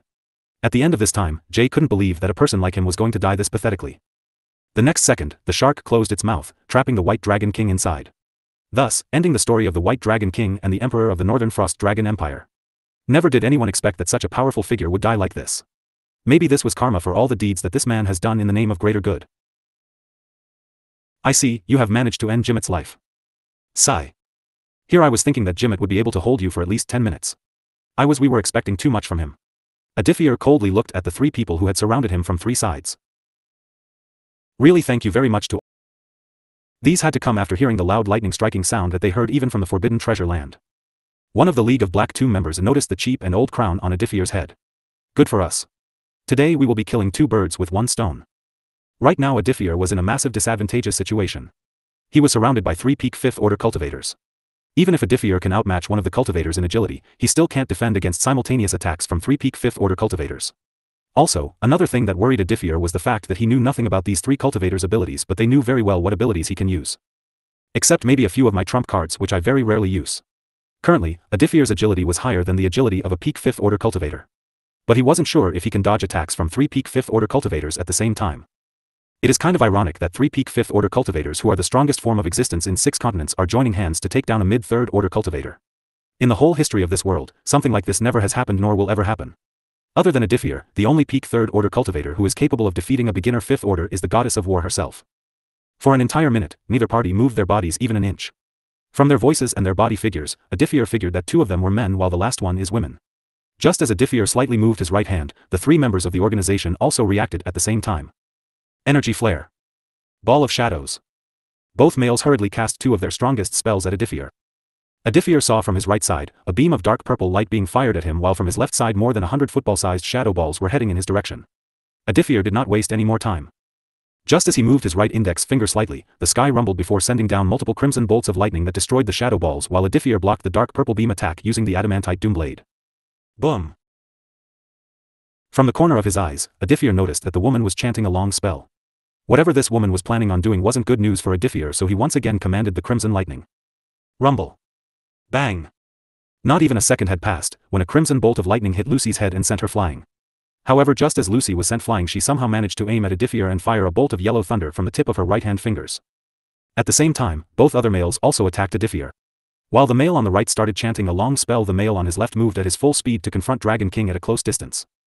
The Dragon Monarch blocked the thunderbolt using the adamantite doom blade. As soon as he finished blocking the attack, I felt someone coming from behind. Feeling this without even turning back, Aditya covered his entire back with crimson flames that began to swirl around him. Seeing this, the elf had to change his flight path as everything happened too quickly.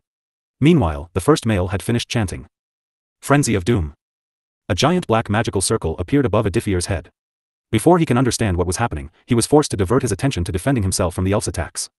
Meanwhile, from the black magical circle, hundreds of snakes came out. Clang. Aditya managed to see his as he also defended himself from the elf's attacks. Clang. You know you shouldn't lose your focus. Hearing that familiar voice, Aditya widened his eyes in shock. Just as Aditya got distracted for a second, it was enough for the snakes that were summoned from the black magic circle to arrive right above his head. Seeing this, the Dragon Monarch brought his free arm above his hand and released a wave of crimson flames that instantly turned all the snakes to ashes, but one of the snakes managed to move slightly out of the way. Before the snake's body was burned, the snake opened its mouth and released a drop of black poison. While Aditya was defending from the elf's attack, he didn't have time to see the drop of black poison that fell on his right shoulder. As soon as the black poison touched Aditya's right shoulder, he nearly dropped the adamantite doom blade from his hand from intense pain. The moment the drop of black poison fell on his right shoulder, white smoke began to come out of his right shoulder. At that very moment, he felt the flesh on his right shoulder being burned from the inside. The feeling itself was so painful that it made Aditya feel like losing consciousness. Taking advantage of this opportunity, the elf smiled before sending Aditya flying with a powerful kick. Ah!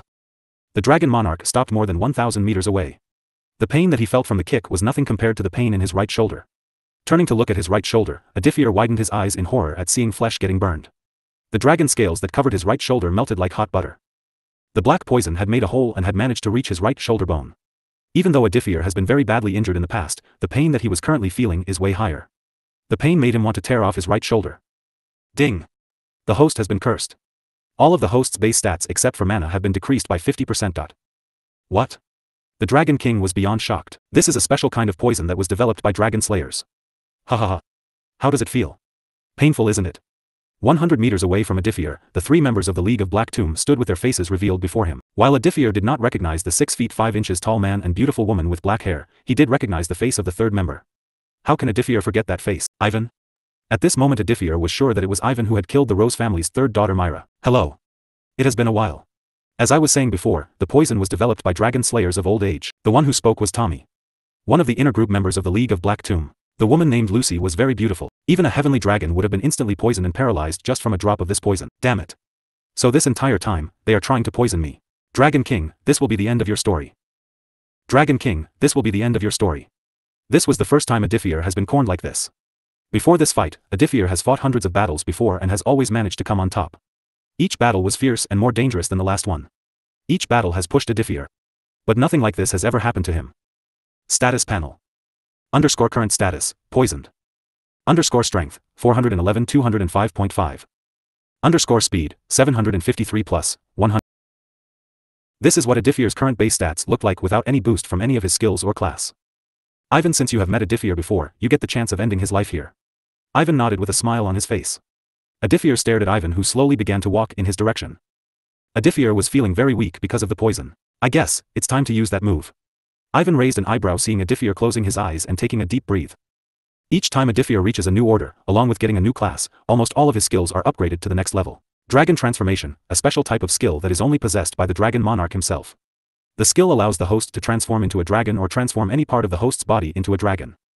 1. When more than 50% of the host's body is transformed into a dragon, all of the host's stats except for mana is doubled.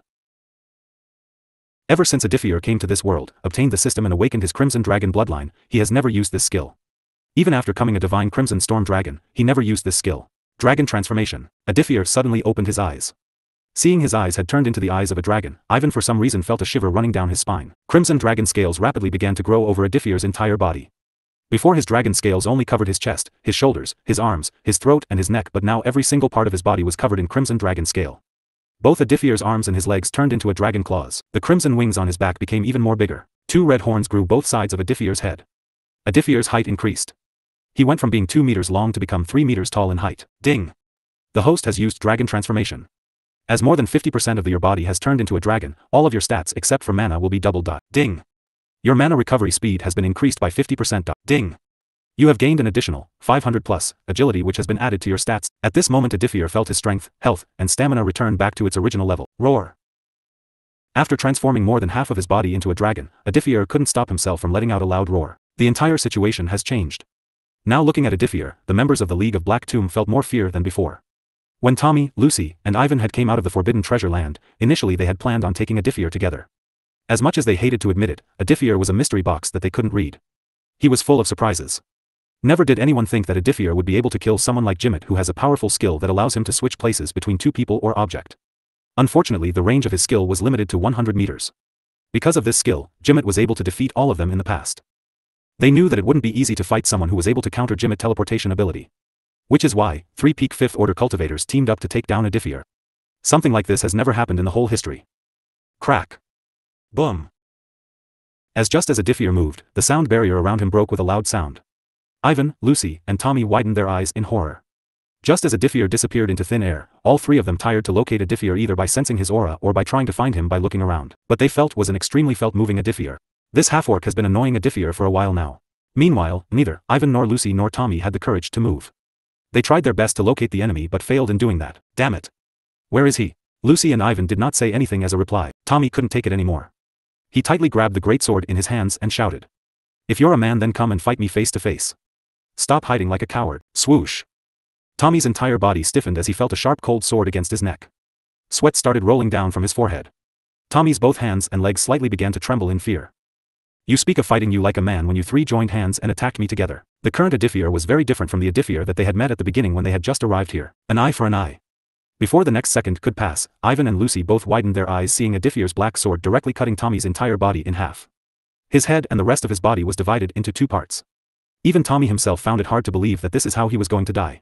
1 down. 2 more to go. Swoosh. Once again Aditya disappeared. Aditya moved very quickly and took the storage ring that Tommy had. It was already a huge waste that the White Dragon King had died at the bottom of the ocean. Aditya can't get the treasures and other rare things that he might have in his storage ring. Time to deal with you too. At the same time, inside the Forbidden Land. The fight between the Titan Guardian and the Great Snake Sage had just gotten heated. Both mid-6th order cultivators were completely lost in their world. Prepare to die. Saying that, the Great Sage Snake opened its mouth and fired a huge beam of dark purple energy at the Guardian Titan. The Guardian Titan did not even try to dodge the attack. Instead, the Titan covered its entire body with its mana. Diamond body. The Great Sage Snake widened its eyes, seeing the Guardian Titan's entire body becoming diamond. Even its eyes and its hair had turned into diamonds. When the dark purple blast of energy hit the Titan, the attack did no harm to the Titan. I am not surprised. Every Titan is born with very high defense. While their speed and reaction time is a little slow, but their defense is out of this world. This is also what made Titans very bothersome. A mid-6th order Titan's defense might be so high that even a peak 6th order cultivator might not be able to break the Titan's defense. The Guardian Titan began to run at the Great Sage Snake at full speed. Each time, the Guardian Titan took a step forward, the ground beneath the Titan would tremble. Aside from having great defense, Titans were one of the heaviest magic animals in this whole world. What's more, each time a Titan advances its cultivation realm to the next order, along with its size, its weight also doubles. Though Titans who have reached peak 6th order can control their weight and body size according to their will. Seeing the Great Sage Snake cast several spells at the same time. Several colors of magic circles appeared above the Great Sage Snake's head. Each magic circle was more than 30 meters big. The Guardian Titan did not understand what this stupid overgrown snake was trying to do. Earth-shattering fist. Both of the Guardian Titan's fists got covered in light blue lights. Also at the same time, all of the magic circles except for the black one suddenly turned in the Guardian Titan's direction and shot out 6 beams of light. Humph. This kind of attack won't stop me. Saying that, the Titan punched the beams of light. As soon as both attacks collided, a huge shockwave spread throughout the entire Forbidden Treasure Land. The next moment, a huge explosion took place. Boom! The Great Sage Snake widened its eyes in surprise, seeing the Titan still charging at him. Now the Titan was only less than 10 meters away from him. Seeing this, the Great Sage Snake tried to move back, fully knowing how terrifying a Titan's strength was. Aside from having high defense, Titans were also known for having monstrous physical strength. You're not getting away. The Titan managed to grab the Great Sage Snake's tail and pull the overgrown snake toward it. The next moment, the Great Sage Snake found itself locked in the Titan's strong arms. No matter how much he struggled, he couldn't get out. Humph. Just because you have a trace of dragon bloodline in you doesn't make you invincible. At the end of the day, you're nothing but an overgrown snake that came here to be eaten by me. Titan started exerting more force. Ah! The Great Sage Snake let out a loud painful roar as he felt his body being torn in half. Ah! The next second, this is what exactly happened. Under the disbelief watch of the Great Sage Snake, its body was torn in half. A large amount of blood came out. The lower half of the Great Sage Snake's body moved around a few times and then stopped moving, while the Great Sage Snake fell to the ground and also gradually lost its life. Now that I am done with you. It's time to kill the other intruders. Titan's Guardian turned its attention to the location where the last member of the League of Black Tomb was, but using this moment of distraction, something bit the Titan's right arm and tore it from its body. Drip. A huge amount of blood started gushing out of Titan's right shoulder. It always feels good to see this shocking reaction on my enemy's face. The Titan Guardian widened its eyes in deep shock as it found the dead body of the Great Sage Snake, which previously was torn in half, was now starting to fade. Even the blood that had painted the ground also started to fade. The Guardian Titan finally understood what this snake's power was. Illusion, not good. Not just a simple illusion. Back in my days, I had especially developed this illusion magic to deal with Titans and dragons. Although Titans are not affected by simple illusions, the illusion that I have used is a special one. The Great Sage Snake floated above the Titan Guardian. But when did you? Right now the explosion took place. I don't want to brag, but illusion is my specialty. I have survived this long only because of my illusion skills. While the Great Sage Snake had managed to corner the Titan Guardian, the last member of the League of Black Tomb was very close to getting the pearl for which they had come here. The Forbidden Treasure Land is a land that is full of treasures. This place is heaven for the cultivators. For countless years, an uncountable number of cultivators have tried to find the golden doors, which always remain shrouded by a thick layer of clouds. The location of the golden doors is so hard to find that the organization had to wait almost 200 years. In those 200 years, the organization had gone to various ancient sites, temples, and ruins to try to find any clues or possible leads on the location of the golden doors. In the end, the organization couldn't find the location of the golden doors. Instead, they found something that can lead them here, which was releasing the Great Sage Snake from its prison. Also, even if the organization managed to find the golden doors, they would need someone to keep the Titan Guardian busy. No one really knows how the Forbidden Treasure Land came into existence. Not even the members of the League of Black Tomb were able to find the answer to this question. But what they do know is that this place is filled with an almost endless amount of treasures. Anyone who manages to defeat the Titan Guardian would obtain everything in this place. The treasures of this place are located in various caves and underground chambers. If Aditya hadn't taken out the crown of 7 seas, the pearl wouldn't have reacted. If the pearl hadn't reacted, then it would have taken me a long time to find the pearl. I guess I should thank the Dragon King for his unintentional help. In front of Simon, who was one of the core members of the League of Black Tomb, there was an orange color pearl that was shining very brightly. When Aditya took out the crown of 7 seas and wore it, the pearl that was hidden in the forbidden treasure land reacted by releasing a bright light, almost as if the pearl was calling Aditya. Since Aditya hadn't even entered the forbidden treasure land, he only made it easier for Simon to locate the pearl. Don't worry, soon we will get the other pearls and the crown. The pearl was located in a deep underground charm. The pearl was surrounded by countless mana stones and spirit stones of various grades. Simon ignored all the mana stones and the spirit stones and just picked up the pearl and put it in his storage ring. Normally he wouldn't have left this huge amount of spirit stone here, but knowing that he was out of time and the golden doors will soon close soon, Simon had to hurry. Also, he could tell that the battle between the Great Sage Snake and the Titan Guardian was nearly over as well.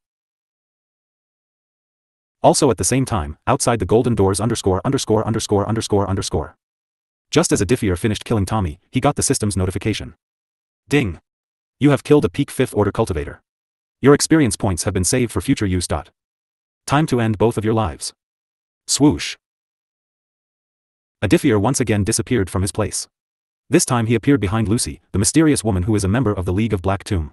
Before even Lucky could react, she found a dragon claw coming out of her chest while holding her beating heart. Cough! Lucy's pupils contracted to the size of a needle. Her entire body began to shake seeing her own heart that was still beating.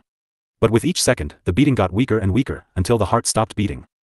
If there is a next time, try to become a good person instead. Aditya took Lucy's storage ring before. Ding! You have killed a peak 5th order cultivator. Your experience points have been saved for future use. Now, we can talk. Ivan took a step back in fear on hearing those words. Red light novel, web novel, Korean novel and... This is for killing Myra? Aditya gathered mana in his right fist and punched the area right above Ivan's chest. Ah! With everything Ivan got, he let out a painful roar before coughing out a huge amount of blood from his mouth. Right, Ivan was in so much pain that he felt like committing suicide. He felt a quick death would be 1,000 times better than this pain that seems to be breaking his mind. However, Aditya wasn't going to let this happen. Aditya pressured Ivan's entire body using his cultivation, which made him unable to move anymore. Ivan couldn't even move his limbs. He was having difficulty breathing as well. Taking opportunity of this moment, Aditya also took away Ivan's storage ring. He can check what sort of thing Ivan had in his storage ring. And Aditya was not disappointed at all. In fact, he was more shocked than ever. You must have gotten all these spirit stones when you entered the forbidden treasure realm. Good job. With all these spirit stones, I am now one step closer to building the Dragon Palace. Ivan's mind was in too much pain to process what Aditya just said. While holding Ivan's neck with his right hand, Aditya took out a slave collar from his storage ring. This wasn't some ordinary slave collar. This collar was enchanted with 3-star runes by Aditya himself. If possible, I would have loved to keep your teammates alive. Unfortunately, I only have 2 hands. Fear not, Mr. Ivan. I won't kill you, nor I will ask you anything about the League of Black Tomb. You will be rooting in my prison. I won't allow you to die till I have obtained every bit of information from your head. Aditya knew from Scarlet that every member of the League of Black Tomb had to sign a contract of non-disclosure before they become an actual member of the organization. Although Aditya does not know what kind of contract Ivan signed with the League of Black Tomb, Aditya is confident that as long as he can become a 5-star runemaster, he can break the contract that is binding Ivan's soul and make him speak of the organization. If the contract was forged by a 4-star runemaster, then Aditya won't have to wait too long, as it won't take him too long to become a 4-star runemaster. From now on you will be my prisoner and my source of information. For people like Ivan, Aditya didn't have a shred of mercy. Even if he can't obtain any information about the organization from Ivan, Aditya still can torture him in various ways. Aditya can also turn this man into his Dragonian, but Aditya wasn't too keen on doing that. At the same time, the golden doors started to close down. Aditya looked to find the massive golden doors closing down. Just before the golden doors can close down, a figure managed to come out from the forbidden realm in time. The figure's body and face were covered in a hood and in a black cloak. From what Aditya can tell, this man is a core member of the League of Black Tomb and also the leader of this group. Click. With a click sound, the doors of the golden gates had been closed forever.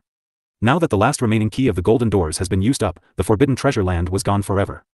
No one in this world can open these golden doors without the key. To think you would actually manage to kill 4 peak 5th order cultivators and still remain full of energy, I have to say that you're an extraordinary man, Aditya. Thank you for the compliment, I guess. Aditya silently controlled his mana to get ready to attack this man. The man looked at the crown that was on Aditya's head before looking at Aditya.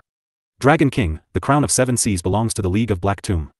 Sooner or later, we will eventually get this back on our hands. You and your organization are free to try. I swear my name of heaven, I will destroy each and every single one of you. Ha ha ha. That's a bold statement, Dragon King. For now, we will let you enjoy the taste of winning. The meaning behind the man's words is that the organization was not done with Aditya and the Eastern Empire. This concludes our little meeting. I will see you soon, Dragon King. Just as the man was about to leave, a huge wave of crimson flame surrounded him on all sides. I never said you can leave. The smile on Simon's face disappeared. At this moment his cultivation has been lowered to peak 5th order. Even if he wanted to take on Aditya, he knew full well that he would lose. The death of 4 peak 5th order cultivators has made Simon see how powerful Aditya was. Ha ha ha. Dragon King, that was a nice try, but unfortunately, you can never stop me. Not too fast. Crimson lightning blink. Simon felt time slow down. Simon was shocked. His heart beat in fear. Simon's face turned pale as he realized this attack could seriously harm him. Even a beginner 6th order cultivator would have a difficult time dodging something like this. Boom.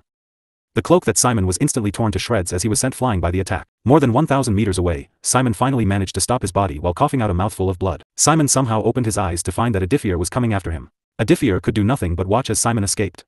Who would have thought that he would have a second storage ring? The storage ring on Simon's left arm was hidden and Aditya wasn't able to see it because his body was covered under a cloak. Aditya aimed for Simon's storage that was on his right hand. Aditya took a gamble and ended up failing. With a bolt of crimson lightning, Aditya managed to tear off his entire right arm. Simon's right arm was in Aditya's hand. Aditya hurriedly checked to see if Pearl was inside this storage. Sigh. I should have aimed for his left arm instead. Aditya relaxed seeing that Ivan was still alive. Even if Aditya had destroyed Ivan's mana heart, Ivan still had the body of a peak 5th order cultivator which was many times stronger than the body of a normal human. I guess I was worried for nothing. It's time to go home and deal with other matters. Aditya also had to remove the poison from his body. Meanwhile, inside the Forbidden Treasure Land, the great sage snake who just struck the defeating blow to the Titan realized that the golden gates were closing. No. The great sage snake tried to move as fast as he can to escape the Forbidden Land. Even though this place was full of treasure, the great sage snake didn't want to be locked as another prisoner for eternity. Just as the great sage snake started flying, a strong arm grabbed him from behind and prevented the snake form from moving. Hee hee. We can stay in this place together. Finally, I won't be lonely anymore. The great sage snake's eyes were full of despair as he watched the golden gates close down. Grandpa, where is Aditya? Right after the great sage snake left the southern region, everything began to calm down gradually. At the same time, Julia and others returned to Skyline Castle. As soon as Julia returned, seeing that Aditya was not there, she turned to Watson. Right now Watson was in a very difficult situation. How would he know where Aditya had gone? His Majesty just left without even telling him where he was going. Watson knows that if he tells Julia that Aditya just left without telling him anything, she would be very worried. I believe His Majesty has gone to go the Central Plains. He should return shortly. Inwardly, Watson just hoped that Aditya would return as soon as possible. Why Aditya would go there? Julia couldn't understand why Aditya has gone there. For now, Julia calmed thinking as she believed that Aditya wasn't the type of person who would act irrationally. Julia and the others kept waiting for Aditya to return. Time passed like lightning. Before they knew it, more than 6 hours had passed and Aditya still showed no sign of returning. By now the goddess of alchemy had run out of patience. Did Aditya tell you where he was going? Julia asked. Watson shook his head with a helpless smile. No. That's it. I am done waiting for him. I will send someone to ask Alicia to look for Aditya. Since they had no way of knowing where Aditya had gone, Julia felt that Alicia might be able to find him as she had business connections to all 6 continents. There is no need to look for me. I am here. Julia's eyes lit up like light bulbs. She turned her head and looked outside through the window to find Aditya standing in the air while holding an unconscious man by his neck. Aditya, are you hurt? Others might not have noticed this, but Julia noticed that the Dragon King's face looked slightly pale. No, I am all right, Aditya replied with an exhausted smile. Ever since the poison had entered his body, Aditya was constantly feeling very weak. Now after 6 hours, the effect of the poison had become even stronger. His body was being destroyed from the inside out. Even though he said that he was all right, Julia felt something was wrong with Aditya. She just couldn't point it out. Meanwhile, Aditya entered the castle and handed Ivan to Watson. Your Majesty, who is he? Watson found this man's cultivation has been crippled. He is one of the inner member of the League of Black Tomb. On hearing Aditya's words, the look on everyone's faces changed. Watson also held Ivan tightly knowing that this man was their enemy. He became rougher with Ivan. I have destroyed his mana heart. Right now he can't talk anything about the organization as his soul is bound by a contract. But soon I will find a way to break the contract and make him talk. For now please lock him in the deepest parts of the prison. Tie his body with metal chains so that he can't move his body. Before coming here, Aditya had ordered Ivan to not harm himself or commit suicide.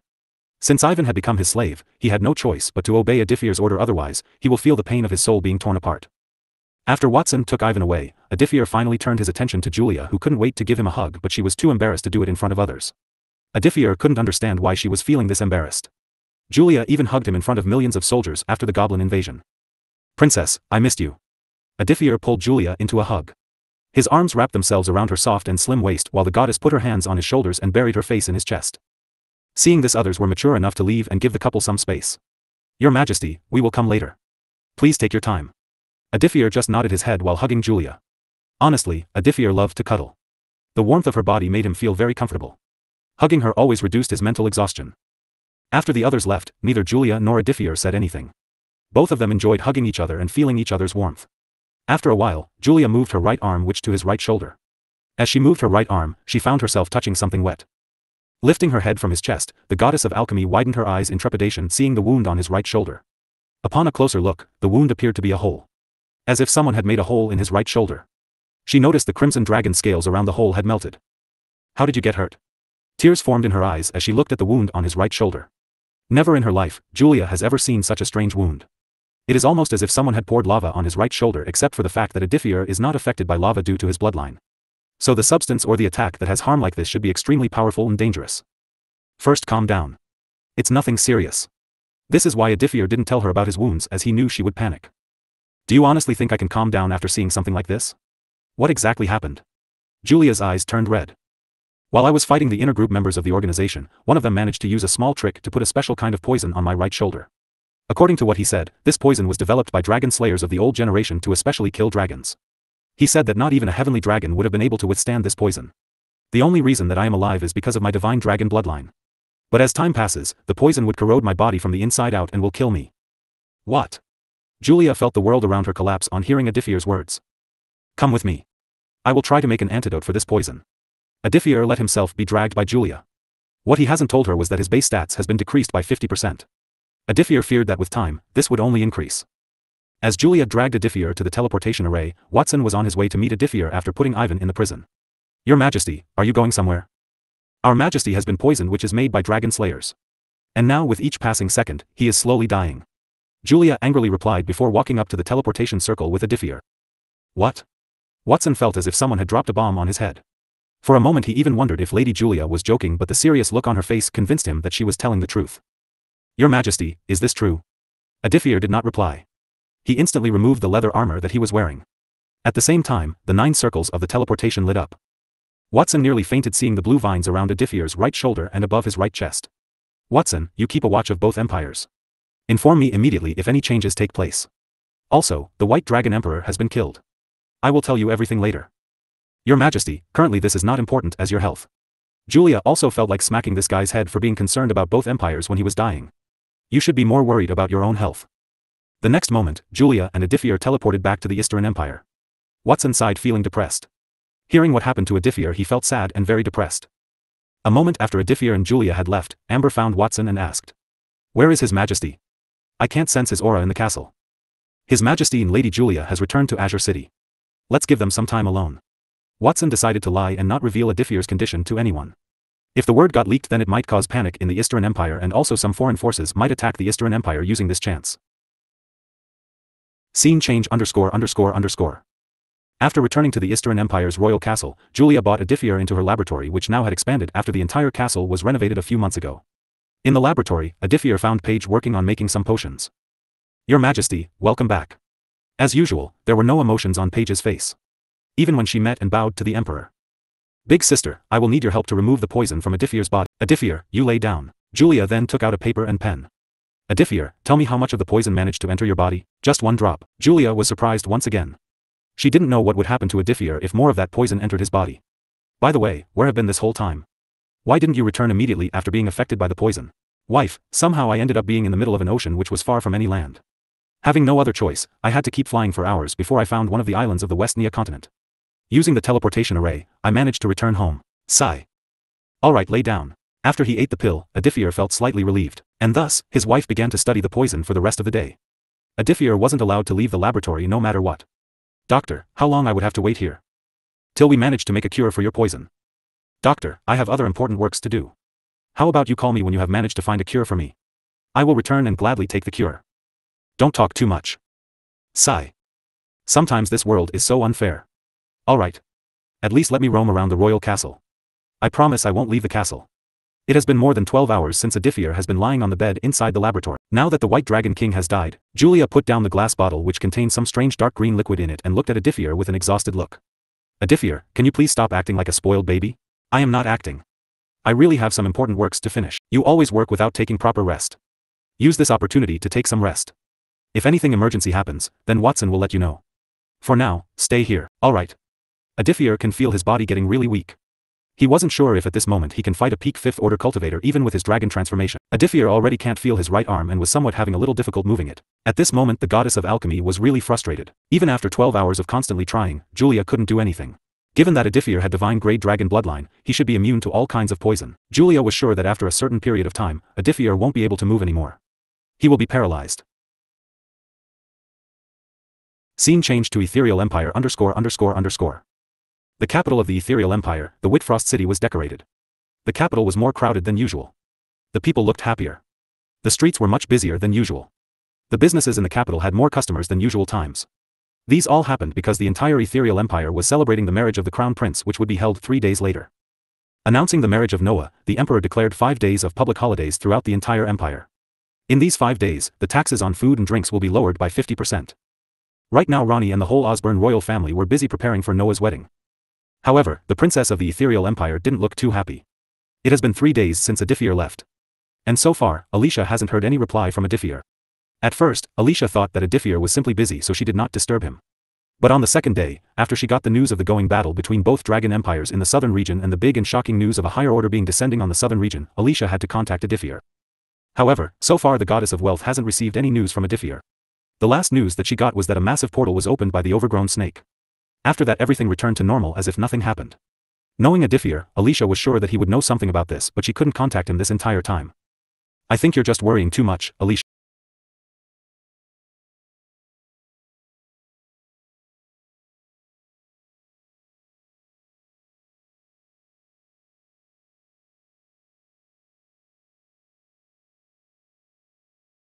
Alicia. I am sure Aditya is just busy. Sylvie, Alicia's best friend, tried to calm the goddess. You honestly expect me to believe that Aditya is so busy that he can't even spare enough time to read a letter of mine? I refuse to believe that. Knowing that scoundrel's personality, he would never ignore my letter. Various kinds of emotions were reflected on the goddess's face. Before meeting Aditya, Alicia would never show this kind of emotion. In fact, for some years, Sylvie even started to believe that nothing in this world can make her best friend lose her calmness. However, that all changed when she introduced Aditya to her. Time after time, Sylvie got to see various sides of Alicia that she never saw before. The Dragon King was able to bring out various emotions and sides from Alicia without her even realizing it. Earlier I sent my personal maid to the Eastern Empire. She should return with a message from Aditya. Just as the goddess of wealth finished saying those words and picked up the teacup to take a sip, someone opened the door and barged in, causing Sylvie and Alicia to frown. Can you please knock before entering? Sylvie did not like it when people entered her room without knocking first. She would get mad. In the White Lotus Guild, it is very widely known that the guild leader does not like it when people enter her room without knocking. Not even the goddess of wealth was allowed to enter her room without knocking first. I apologize, my lady. But the current situation is too urgent. Sigh. Sylvie sighed while rubbing her temples while Alicia looked at the personal maid. What happened? The Eastern Emperor has been poisoned, which is slowly killing him. Lady Julia has been trying to come up with a cure. Bang! Alicia stared at her maid in deep shock. The goddess was so shocked that she was unable to speak or react for an entire minute. Sylvie also had a similar reaction. How did this happen? Sylvie had fought beside Aditya and knew how terrifying this man's strength was. Aditya was able to fight a peak 5th order cultivator while being a beginner 3rd order cultivator. The dark elf couldn't believe that such a powerful person was poisoned. It's true. Only a very few people in the royal castle know of this. The news is still a secret to almost everyone. Lady Julia did not tell me how this happened, but she wanted you to go there as soon as possible. Lady Osborne hurriedly nodded her head. Without wasting even a single second, she hurriedly left the room, leaving Sylvie and the maid. Sylvie also wanted to accompany her best friend when the maid stopped her. Lady Julia only asked Lady Alicia to come. Sylvie nodded and then sat down on her chair feeling depressed. Did you meet Aditya? His condition is getting worse. His face already has turned deadly pale. Dark blue lines have started to spread over his body. Meanwhile, Alicia used the teleportation array of the White Lotus Guild and teleported to the royal castle. After teleporting, she directly went to Julia's laboratory. No one dared to stop Alicia as they knew that Alicia often hung out with Alicia. Click. Opening the door of the laboratory, the goddess of wealth found Aditya lying on the bed with his upper body naked. Alicia ignored Julia and Paige and ran up to Aditya. Are you alright? The goddess felt choked while trying to talk. Do I look alright to you? But my wife here is the best alchemist on this planet. I am not worried about anything. I am sure she will make a cure and I will be healed in no time. Julia, who was starting to doubt her abilities, regained her confidence after hearing those words. Alicia, I will need your help. Anything, as long as it's within my powers. I need you to call the goddess of nature here. Really, thank you very much to all. What exactly happened out there? Right now, Aditya was being questioned by the goddess of wealth. Julia, Watson, Amber, and Leo stood near Alicia in silence. A few meters away, while working on some liquids, Paige was also paying attention to their conversation. They too were waiting for Aditya to explain everything. Long story short, remember the key that the League of Black Tombs stole from the Ethereal Empire's treasury. How can Alicia about that? Ever since that day, she has been trying her utter best to find out more about this organization. But so far she was able to find nothing even with all of her influence and connections. It turned out that this key was needed to open the golden gates of the Forbidden Treasure Land. The expression on Watson's face visibly changed. Alicia also looked shocked however, Julia, Paige, and Leo looked confused seeing their shocked faces. What is Forbidden Treasure Land? Young Leo asked. The Forbidden Treasure Land is a place that is considered a myth. It's a place with an endless number of treasures. In fact, some people would argue that the Forbidden Treasure Land has more treasures than the treasures on 7 continents and oceans combined together. When I was very young, my parents told me that whoever enters the Forbidden Treasure Land would have enough wealth to become the ruler of this very world. The value of all the treasures is unmeasurable. It was only after hearing Watson's explanation that Julia, Paige, and Leo understood how big this news was. I followed the members of the organization and that big snake to that place. Apparently, the Great Sage Snake was brought there to fight the Titan Guardian who guards the Forbidden Treasure Land. For some unknown, the Guardian Titan powers weren't restricted even though we were outside the main continent. After the gate was temporarily opened, I fought the White Dragon King while everyone entered the Forbidden Treasure Land. Aditya wondered why didn't Great Sage Snake expose the fact that he was following them. If that had happened, Aditya isn't sure if he can fight all of the 5th Order cultivators alone. The chances of him dying would have been very high. Maybe the Great Sage Snake was planning something very different with Aditya. Unfortunately for him, he never got the chance to execute his plans. He didn't know that the doors of the Forbidden Treasure Land would be closed. After that, he went to explain everything that happened. He had no reason to hide anything here as he trusted everyone in this room with his very own life. They were his own people. After hearing Aditya's story, everyone except Paige had different kinds of expressions on their faces. The ice-cold expression on Paige's face never left her face. So the big snake is stuck inside the Forbidden Treasure Land and the core member of the organization managed to escape. Unfortunately, yes. But from what I was able to find, he was someone from the main continent. His powers were restricted to peak 5th Order. The good news is, Aditya was able to get the storage rings of all organization members except for the storage ring of the White Dragon King. I have managed to obtain enough materials to start the construction of the Dragon Palace which would make the Eastern Empire the strongest empire on the entire continent. What is this Dragon Palace that you keep talking about? That's a secret. Maybe in a week's time, you all will find out the answer. Alright, enough talking. Now lay down. Alicia, when will Ria come? I have sent my maid to inform her. She should be in a very soon. It wouldn't take more than 10 miles, bang. Darling. Even before the goddess could finish her words, she was interrupted when the doors were opened and a beautiful figure entered the laboratory. Ria looked at Aditya who was lying on the bed. Before Aditya can even react, he found someone hugging him very tightly. Both a moment Julia was left stupefied. Ria, can you not hug him right now? Alicia strangely felt irritated when Ria was being intimate with Aditya. Why? My husband is poisoned. I am trying to comfort him by hugging him. Because right now we don't have time for this kind of stuff. We will have to find a cure for him. Ria reluctantly nodded her head. After calming down, she went forward and closely looked at those dark blue veins under his skin. Can you heal him? If it was a wound then I could have healed him. But this is a poison that needs to be cured and not healed. The reason I asked Alicia to call you here is that I need your help. Ria finally turned her attention to Julia. For the moment both girls stared at each other in silence. Aditya swears he can see some lightning flickering in both girls' eyes. I am Julia honored. However, in the future, my last name will change when I marry Aditya. I am his official fiancé. Ria's right eye twitched on hearing those words. Who are you? I am his childhood best friend and also one of his wives. Now that Aditya is no longer a part of the royal family, the old contract is no longer valid. So you have no claim over him. Oh really? Then I will just take Aditya to the celestial terrain to receive my parents' blessing. In our royal elf culture, once we have chosen our husband, we won't change it no matter what. Since when did royal elves start to have such culture? Right before you were born, kid. Enough. Alicia and Aditya never expected Julia and Ria to start a catfight on their first meeting. Humph. Julia and Ria both looked at each other and snorted. One was Tsundra who was very shy and deeply loved Aditya. The other had a Yandra personality and was obsessed with Aditya. Neither goddess was willing to back down. Listen, I will need a special type of flower that only grows in certain parts of the celestial terrain. From what I have heard this flower has very strong healing abilities. The name of the flower is Crimson Shadblow. I need the Crimson Shadblow flower to make a cure. Julia wasn't 100% certain if the Crimson Shadblow flower would even work. In her entire life, she has never even seen the Crimson Shadblow in real life. The only times that she had seen the flower were in drawings and portraits. Are you talking about this? Ria just casually took out a green rose that had 3 finger-sized diamond-shaped crystals floating around it. The entire flower was glowing in a light green color. Just as the flower was taken out, a sweet aroma spread throughout the entire laboratory. Julia hurriedly took the flower from Ria. Ria also acted as if both of them never fought. Yes, this is what I needed. We can discuss the price of this flower later. Right now, let me make a cure with his flower. I never said I would sell this flower, Ria replied in a cold tone. The next second the expression on her face changed. Both of her cheeks flushed red as she turned around to stare at Aditya passionately. For Aditya, I am willing to give up anything. If Aditya needed 10 of these flowers, I wouldn't hesitate even a second to give all 10 of the crimson shadblow flowers to him. Julia tried her best to ignore this woman and finish making the cure as soon as possible. Aditya, I have good news. For some reason, the Dragon King was starting to have a bad feeling in his heart. What good news? A few days ago, I told you that I was going to see you very soon, right? Well, from now on I will be living with you. Well, from now on I will be living with you. Say that again. I will be living with you from now. Aren't you happy? Ria while hugging Aditya's right arm, which caused her breast to press against his right. ______. Yeah, From now on, nothing can separate us. We will sleep together and do all sorts of things together. Hearing these words, Julia nearly lost her calm. Fortunately, Alicia acted fast and pulled Ria away from Aditya. Even if you live here, you won't be sharing the same bedroom with Aditya. You're not his wife. Only Julia has the right to stay with Aditya. Humph. Aditya is my husband and nothing will change this fact. I love him not because of the contract. You. Alicia's body began to shake in anger. Ladies, can you calm down? Aditya had no choice but to intervene as he couldn't let this catfight go on any longer. He had to stop them. He can see that Ria and Alicia were interrupting Julia. Anything for you, darling. Ria sweetly smiled and sat next to Aditya while pretending as if she never had a catfight with Alicia. Seeing this, Alicia was left speechless. Shameless.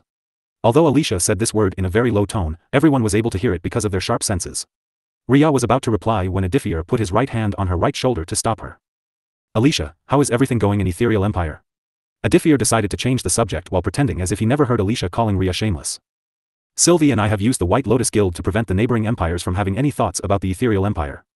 Also by now, everyone knows who was responsible for that gigantic crimson flame orb that took out millions of mutant fire ants. Right now, all the neighboring empires think that the son-in-law of the emperor is a powerful peak 5th order cultivator. So you and Sylvie made the neighboring empires believe that currently, the Ethereal Empire has 2 peak 5th order cultivators. Alicia nodded her head in agreement. Doing stuff like spreading false rumors or information is a very easy thing for Alicia. The soft power that she had in West Nia made her very dangerous. It wouldn't be wrong to say that Alicia has the power to control the entire West Nia continent from the shadows by manipulating the people with fake news and rumors. Alicia, I fought Ivan yesterday. He wasn't the Ivan that everyone thought of him. This entire time, he has been hiding his powers. Ivan was a peak 5th order cultivator. Alicia widened her eyes in shock. These days, the goddess of wealth has been searching for Ivan. Alicia never thought that Ivan was a peak 5th order cultivator.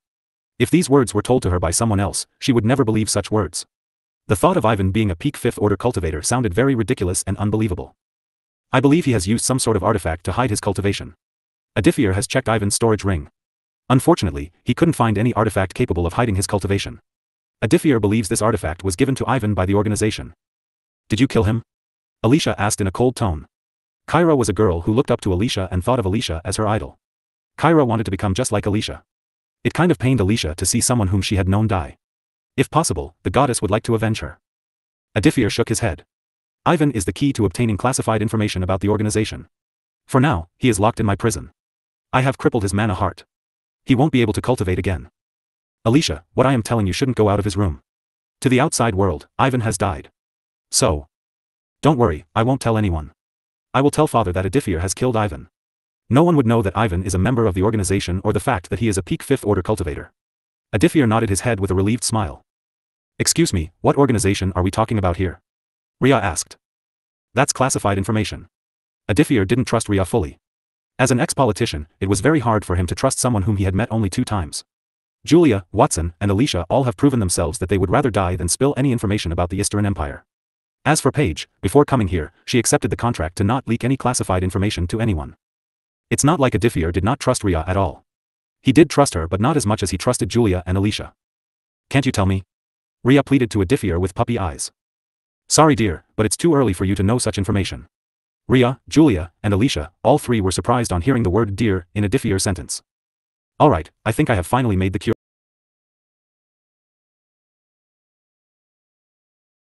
Cure. Aditya, try drinking this. Julia gently pushed Ria so that she would move and give her some space. Ria moved aside and let Julia approach Aditya. The goddess of alchemy was carrying a glass tube that was filled with a white liquid. I realized that this poison was made with black magic, so I added a few ingredients with holy magic properties when making the cure. Julia was 99% sure that her potion was going to heal him. Aditya just nodded his head and took the glass tube from Julia. Just as he swallowed the white liquid, Aditya felt a cool sensation spread throughout his body from his two hearts. The burning sensation inside his body stopped. Julia and the others didn't need to hear Aditya's answer as they saw the blue veins on his chest and right shoulder starting to fade. An entire minute later, all the blue veins disappeared. Even the half-inch size hold on his right shoulder healed and closed up. Ding! The poison has been cured. Your stats have been restored. How do you feel? Julia asked with an exhausted smile. Despite looking very tired and exhausted, the smile on her face was full of happiness. This whole time, this woman hasn't stopped working just for his sake. Instead of replying, Aditya pulled her right hand. The next second, Julia found herself buried in Aditya's chest. I feel perfectly fine because my doctor wife has taken care of me. Saying that, Aditya pecked her lips before hugging her again. Seeing this, Watson, Amber, and Paige quietly left the room knowing. Standing next to Rhea, the goddess of wealth felt very complicated watching this. On one side she felt very happy for Aditya and on the part felt slightly sad and jealous. Alicia did not have the courage to express her feelings for a man like Rhea. Even when she had made her feelings for this man clear, Aditya hasn't responded to her feelings. Right now the goddess wasn't sure what he felt for her. No fair. Husband, I also want to be hugged and kissed. Seeing that Julia is not stopping him or not saying anything, Aditya being a thick-skinned man, he pulled Rhea with his other hand and then hugged her. Seeing this, a sad look appeared on Alicia's face. At that moment, the goddess felt Aditya had made his feelings clear. He had chosen Julia and Rhea. Come here. However, amidst her darkness and sadness, she heard those warm and gentle words. Those words pushed all of her darkness and sadness away and brightened her entire heart. Looking up, Alicia found Aditya looking at her with a gentle loving smile. Looking at those crimson eyes, the goddess hesitantly took a step forward. Before she can take the next step, Aditya pulled into a hug. For a moment no one said anything. Aditya was relieved to see neither of the girls saying anything. If this showed they had no problem with each other. This also opened new doors for Aditya, but for now, he wasn't going to walk through those doors. After an entire minute, Aditya moved back. Everyone, I have some urgent work to do. I will talk to you later. See you all at the dining table. Aditya felt that the girls needed to have some time to talk among themselves. Just as he left, Julia, Alicia, and Rhea all three looked at each other. Julia was the first one to break the silence. I will let the two of you in his harem, but you two would have to listen to my words. I am in charge of everything. Julia already knew that Aditya was going to marry multiple women. So from the beginning, she has been preparing herself for that. Why are you in charge of everything? It should be his childhood best friend. Besides, I am the oldest one. Rhea wanted to be in control so that she can spend more time with Aditya. For cultivators, age does not matter. Alicia didn't want Rhea to be in charge. She felt comfortable with Julia being in control. Even if you're his childhood best friend, I have stayed beside him for 2.5 years as a maid. Oh really, what about the fact that we sent powerful cultivators to secretly protect Aditya from the enemy kingdoms all those years? If Rhea and Alicia hadn't sent powerful cultivators to protect Aditya, he would have died a long time ago. Especially the Zulux dynasty king was trying his best to kill Aditya. Rhea, I also support Julia. She deserves to be in charge. Alicia made her stance clear. Knowing this royal elf's personality, the goddess of wealth knew that she would try to keep Aditya all to herself, which she didn't want. Also, Alicia knew Julia much better and knew how she thinks and what type of personality she has. Even a few weeks back, Julia had told her that she can pursue Aditya. At that time, she refused, saying that she wasn't interested. But in less than 2 weeks everything changed. Sigh. Rhea sighed knowing that she cannot fight. The feelings that Aditya had for Julia and Alicia were on a complete different level. The feelings that he had for her isn't that deep. In this case, it wouldn't be wise to keep fighting to be in charge. Aditya has proved that he loved Julia the most. Earlier he went to hug and kiss Julia before anyone else, which showed how deep his feelings were. How about we just stop this nonsense of being in charge? Julia also nodded. Alright. For now, let's see how things go. And with that, the three girls temporarily made peace. Who knows, this peace might break if another girl comes in to claim Aditya. Scene change ______. Watson, prepare all the Dragonians for a big fight. Now that the White Dragon Emperor is dead and both sides have taken big casualties at the Central Plains, it's the perfect time to strike. The Dragon Monarch wanted to act before anyone else. Your Majesty, are you sure? You just recovered. Why don't you take a few days of rest? Watson, we cannot miss this chance. The real reason Aditya was so interested in the southern region is because of the Mana Stone mines. We will attack the Southern Fire Dragon Empire. Since I have killed the White Dragon King, I can also kill the Black Dragon King and end both Dragon Empires' rule. Really, thank you very much to all. This is the map of the Southern Fire Dragon Empire. The 7 generals of the Eastern Empire stood beside Aditya and Watson. All of their eyes were on the Southern Fire Dragon Empire's map. Last time, peak 5th Order cultivator, Kong, the elder of the Southern Fire Dragon Empire, managed to survive even though the Black Dragon Emperor's son died. Watson paused to make sure that everyone was following him. Other than 2 peak 5th Order cultivators, the Dragon Empire also has a few more beginner 5th Order cultivators. All of the Southern Fire Dragon Empire's troops were killed because of that overgrown snake. Things clearly didn't go as planned for the Black Dragon King. No one obviously expected a 6-star magic circle to be activated on the battlefield. The deaths of all the Allied Empire's troops and their Fifth-Order generals will have a severe reaction from the Allies. I feel that the Allies would stop helping the Southern Fire Dragon Empire and back out. The same could be said for the Northern Frost Dragon Empire. The loss of a Fifth-Order general is not a small thing. So right now the relationship between both Dragon Empires and the Allied Empires is very shaky. Or the chances of the opposite happening is also true. Your Majesty, do you believe that the Storm Empire and the Ageless Islands would help the Southern Fire Dragon King? The probability that happening is very less. 12 hours ago. In the middle of the night, a handsome young man stood on the balcony of the royal palace looking at the dark cloudy sky. I was so close to victory. Yet just a single carelessness destroyed all of my happiness. If only I had sent someone to investigate the battlefield before the battle even started. Sigh. The cold, cruel, heartless, and bloodthirsty, Black Dragon King that everyone knew looked oddly tired and exhausted. It has been more than 500 years since he had seen his twin brothers. The hatred that both brothers had for each other was on another level. Despite being twins, despite having the same blood flowing through their veins, and despite having similar personalities and hobbies, both Dragon Kings could never bring themselves to like each other. The hate that they had for each other continued to grow with each passing year. The enmity which at first started as a rivalry would only end with the one's death. In these 500+ years, the Black Dragon King never has slept peacefully. But today, this was different. Strangely, I feel very calm tonight. As if a huge burden has been lifted from my shoulders. Did anything happen to that bastard? Who would have thought that after 500+ years, there would be a day when the Black Dragon King shows signs of being concerned about his biggest rival? The Black Dragon remained standing on the balcony while staring at the vast starry sky with an empty look. And just like this, the whole night passed. While walking out of the balcony, the Black Dragon King tightly clenched his fists. There is no doubting it. That bastard is dead. I am not sure who killed him. Maybe it's that giant overgrown snake or someone else. I don't care. Without him, the Northern Frost Dragon Empire would soon fall. This will be my opportunity. The last thing the Black Dragon King desired was to finish what he wanted, and this was to unite both Dragon Kings. But before that, I will need to have a serious conversation with my allies. Now that that bastard is dead, I won't need them anymore. Brawlbiner's eyes flashed in madness and were full of killing intent. For some reason, he strangely felt anger. Even though he is not sure why he feels this way. Maybe the death of his brother was emotionally affecting him. After all, blood is thicker than water. After reaching the throne hall, the Black Dragon King summoned his Prime Minister. Oliver? Sire, how can I help you? Call the representatives of both allied empires. In less than 5 minutes, 2 old men were standing before Brawlbiner. Your Majesty, I heard that you have summoned us. In front of Brawlbiner himself, not even the representatives dared to show any disrespect. Even a fool can see that Brawlbiner looked much angrier than usual. The atmosphere inside the throne hall was much tenser and suffocating than usual. I heard that both Strom Emperor and the Ageless Islands Emperor wanted an explanation from me. Everyone in the throne hall shivered when hearing the ice-cold tone of the Dragon King. Meanwhile, the faces of both representatives turned pale. From the tone of Brawlbiner, they knew they needed to escape. Unfortunately for them, this place is a prison from which they can never escape. Your Majesty, I. All of a sudden, Brawlbiner smiled. For some reason, this smile even made their souls shudder in fear. What sort of compensation do both of you want? Your Majesty, AFW. Humph. Pathetic. Brawlbiner waved his right hand. The next second the entire throne hall fell into darkness. Everyone took a step back in fear seeing those skeletons with green venomous pupils moving at the 2 representatives. No. Please. Everyone was terrified seeing how ruthlessly 2 men were bitten dead. However, Brawlbiner's eyes held no emotions for them. Everyone felt that today the Black Dragon King was acting strange. Send their bodies back home. Also, prepare for the war. This time I will be personally leading this war. I want everyone. The Black Dragon King paused as if sensing something. He raised his head and looked up. Before he can fully register what was going on, the temperature of the entire capital started rising rapidly. What followed next was, really thank you very much to all. Knock. Knock. Come in.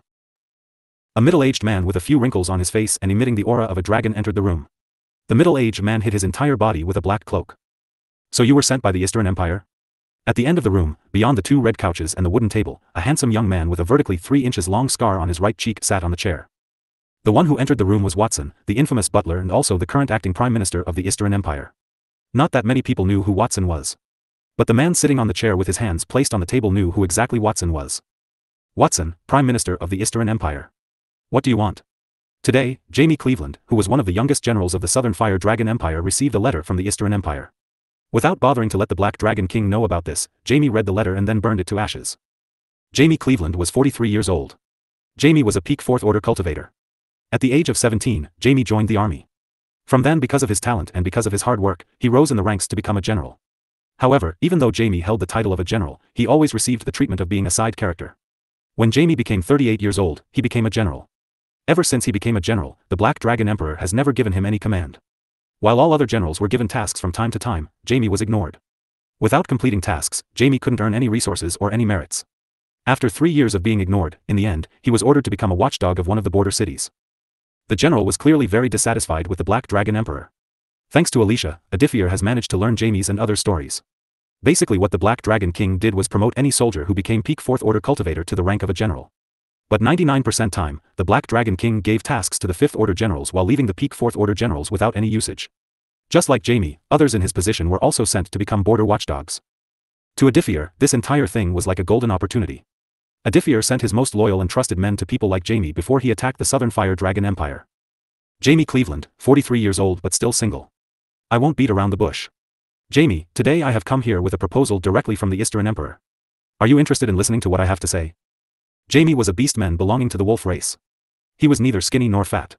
He stood at 6 feet tall and had light green wolf ears and whiskers. On hearing Watson's words, Jamie looked very interested. What offer? Instead of replying, Watson took out a small glass tube with a cork on it. As soon as the small glass tube was bought out, Jamie's eyes shined in excitement. The entire glass tube was empty. At the bottom of the glass tube, there was a small drop of golden liquid. The golden liquid sparkling. What is this? Without even realizing it, Jamie was breathing heavily. His eyes were filled with greed. As a beast, Jamie can sense enormous power in this golden liquid. He had a feeling that consuming this golden liquid will turn him into a beginner 5th Order cultivator. He would be able to break through his current cultivator realm in one go. Watson noticed this and just smiled. The plan has worked. The fish has taken the bait. Instead of replying, Watson smiled and slightly shook the glass tube. You see, the Eastern Empire has a big secret. This golden liquid has turned me and thousands of others into powerful dragons. So this is... Yup. You heard it right. This is the blood of a divine dragon. This is the blood of the dragon monarch who is our king. At this moment Jamie was deeply shocked by this revelation. Who didn't know that not too long ago, a divine dragon was born? But what was this dragon monarch thing? As a beast, Jamie knew that dragons stood at the very top of all other races. And a divine dragon was a figure that was considered a god for dragons and beasts. By drinking this, you will become a dragonian of the dragon monarch. However, before you take this golden blood, you must sign a contract with us. A contract of non-betrayal. Once you become a dragonian, you will become a part of the Eastern Empire. There would be no going back. Currently, Watson was taking a big risk. But after knowing how badly Jamie was treated by the Dragon Empire, he was sure that no man in Jamie's place can refuse this big offer. For a moment Jamie did not reply. The Eastern Empire wanted him to betray the Southern Fire Dragon Empire. Jamie wasn't born into this land. He has lived here for his entire life, but all the mistreatment and disrespect that he was given here made Jamie feel that he should just quit. In fact, he has been wanting to quit for a while now. But his fear of being hunted by the Black Dragon King prevented him. If he becomes a part of the Eastern Empire, Jamie would get power, prestige, and respect, and most importantly, the Southern Fire Dragon Emperor won't be able to do a shit about this entire thing. Alright, I accept. Good. Watson did not lower his guard. Beneath that black cloak he was wearing peak 4-star full body armor. He also had bought a peak 4-star sword with him. Even though the possibility of Jamie refusing their offer was next to nil, if Jamie did refuse Eastern Empire's offer, Watson would have killed him right here. In the past few months, Watson's strength has grown a lot. He now had reached peak 3rd Order. Even if Watson can't kill Jamie, then the dragons that he has bought with him would have done their job. At the same time, 33 kilometers away from the coastline, on a deserted island, there were more than 100 dragons standing before a figure with dark blue hair and crimson pupils.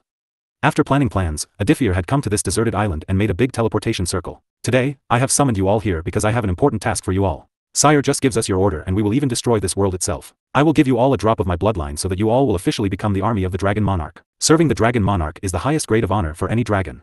Aditya smiled in satisfaction.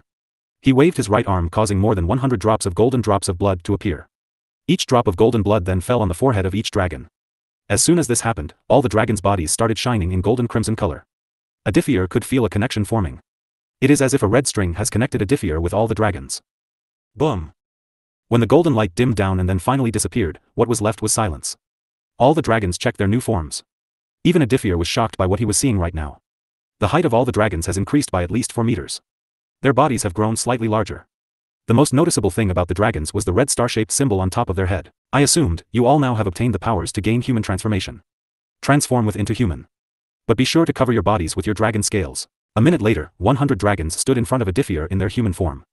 The dragon's human form was very beautiful. Each of their skin was very smooth and milky white. It looks like some of you has managed to reach beginner 5th Order after evolving. Our aim is the Southern Fire Dragon Empire. You 4 will come with me. As for others, you all will give the enemy 2 choices: surrender or die. If they choose neither, then just kill. Do not harm the civilians or unnecessarily attack the cities or towns. After you're done, send a messenger and then move on to the next city. Conquering the entire southern fire dragon empire would take more than just having a few million armies. Which is why Aditya was going to use dragons this time. Aditya also wanted to see how good his dragon soldiers would do on a battlefield. You four come with me. Really thank you very much to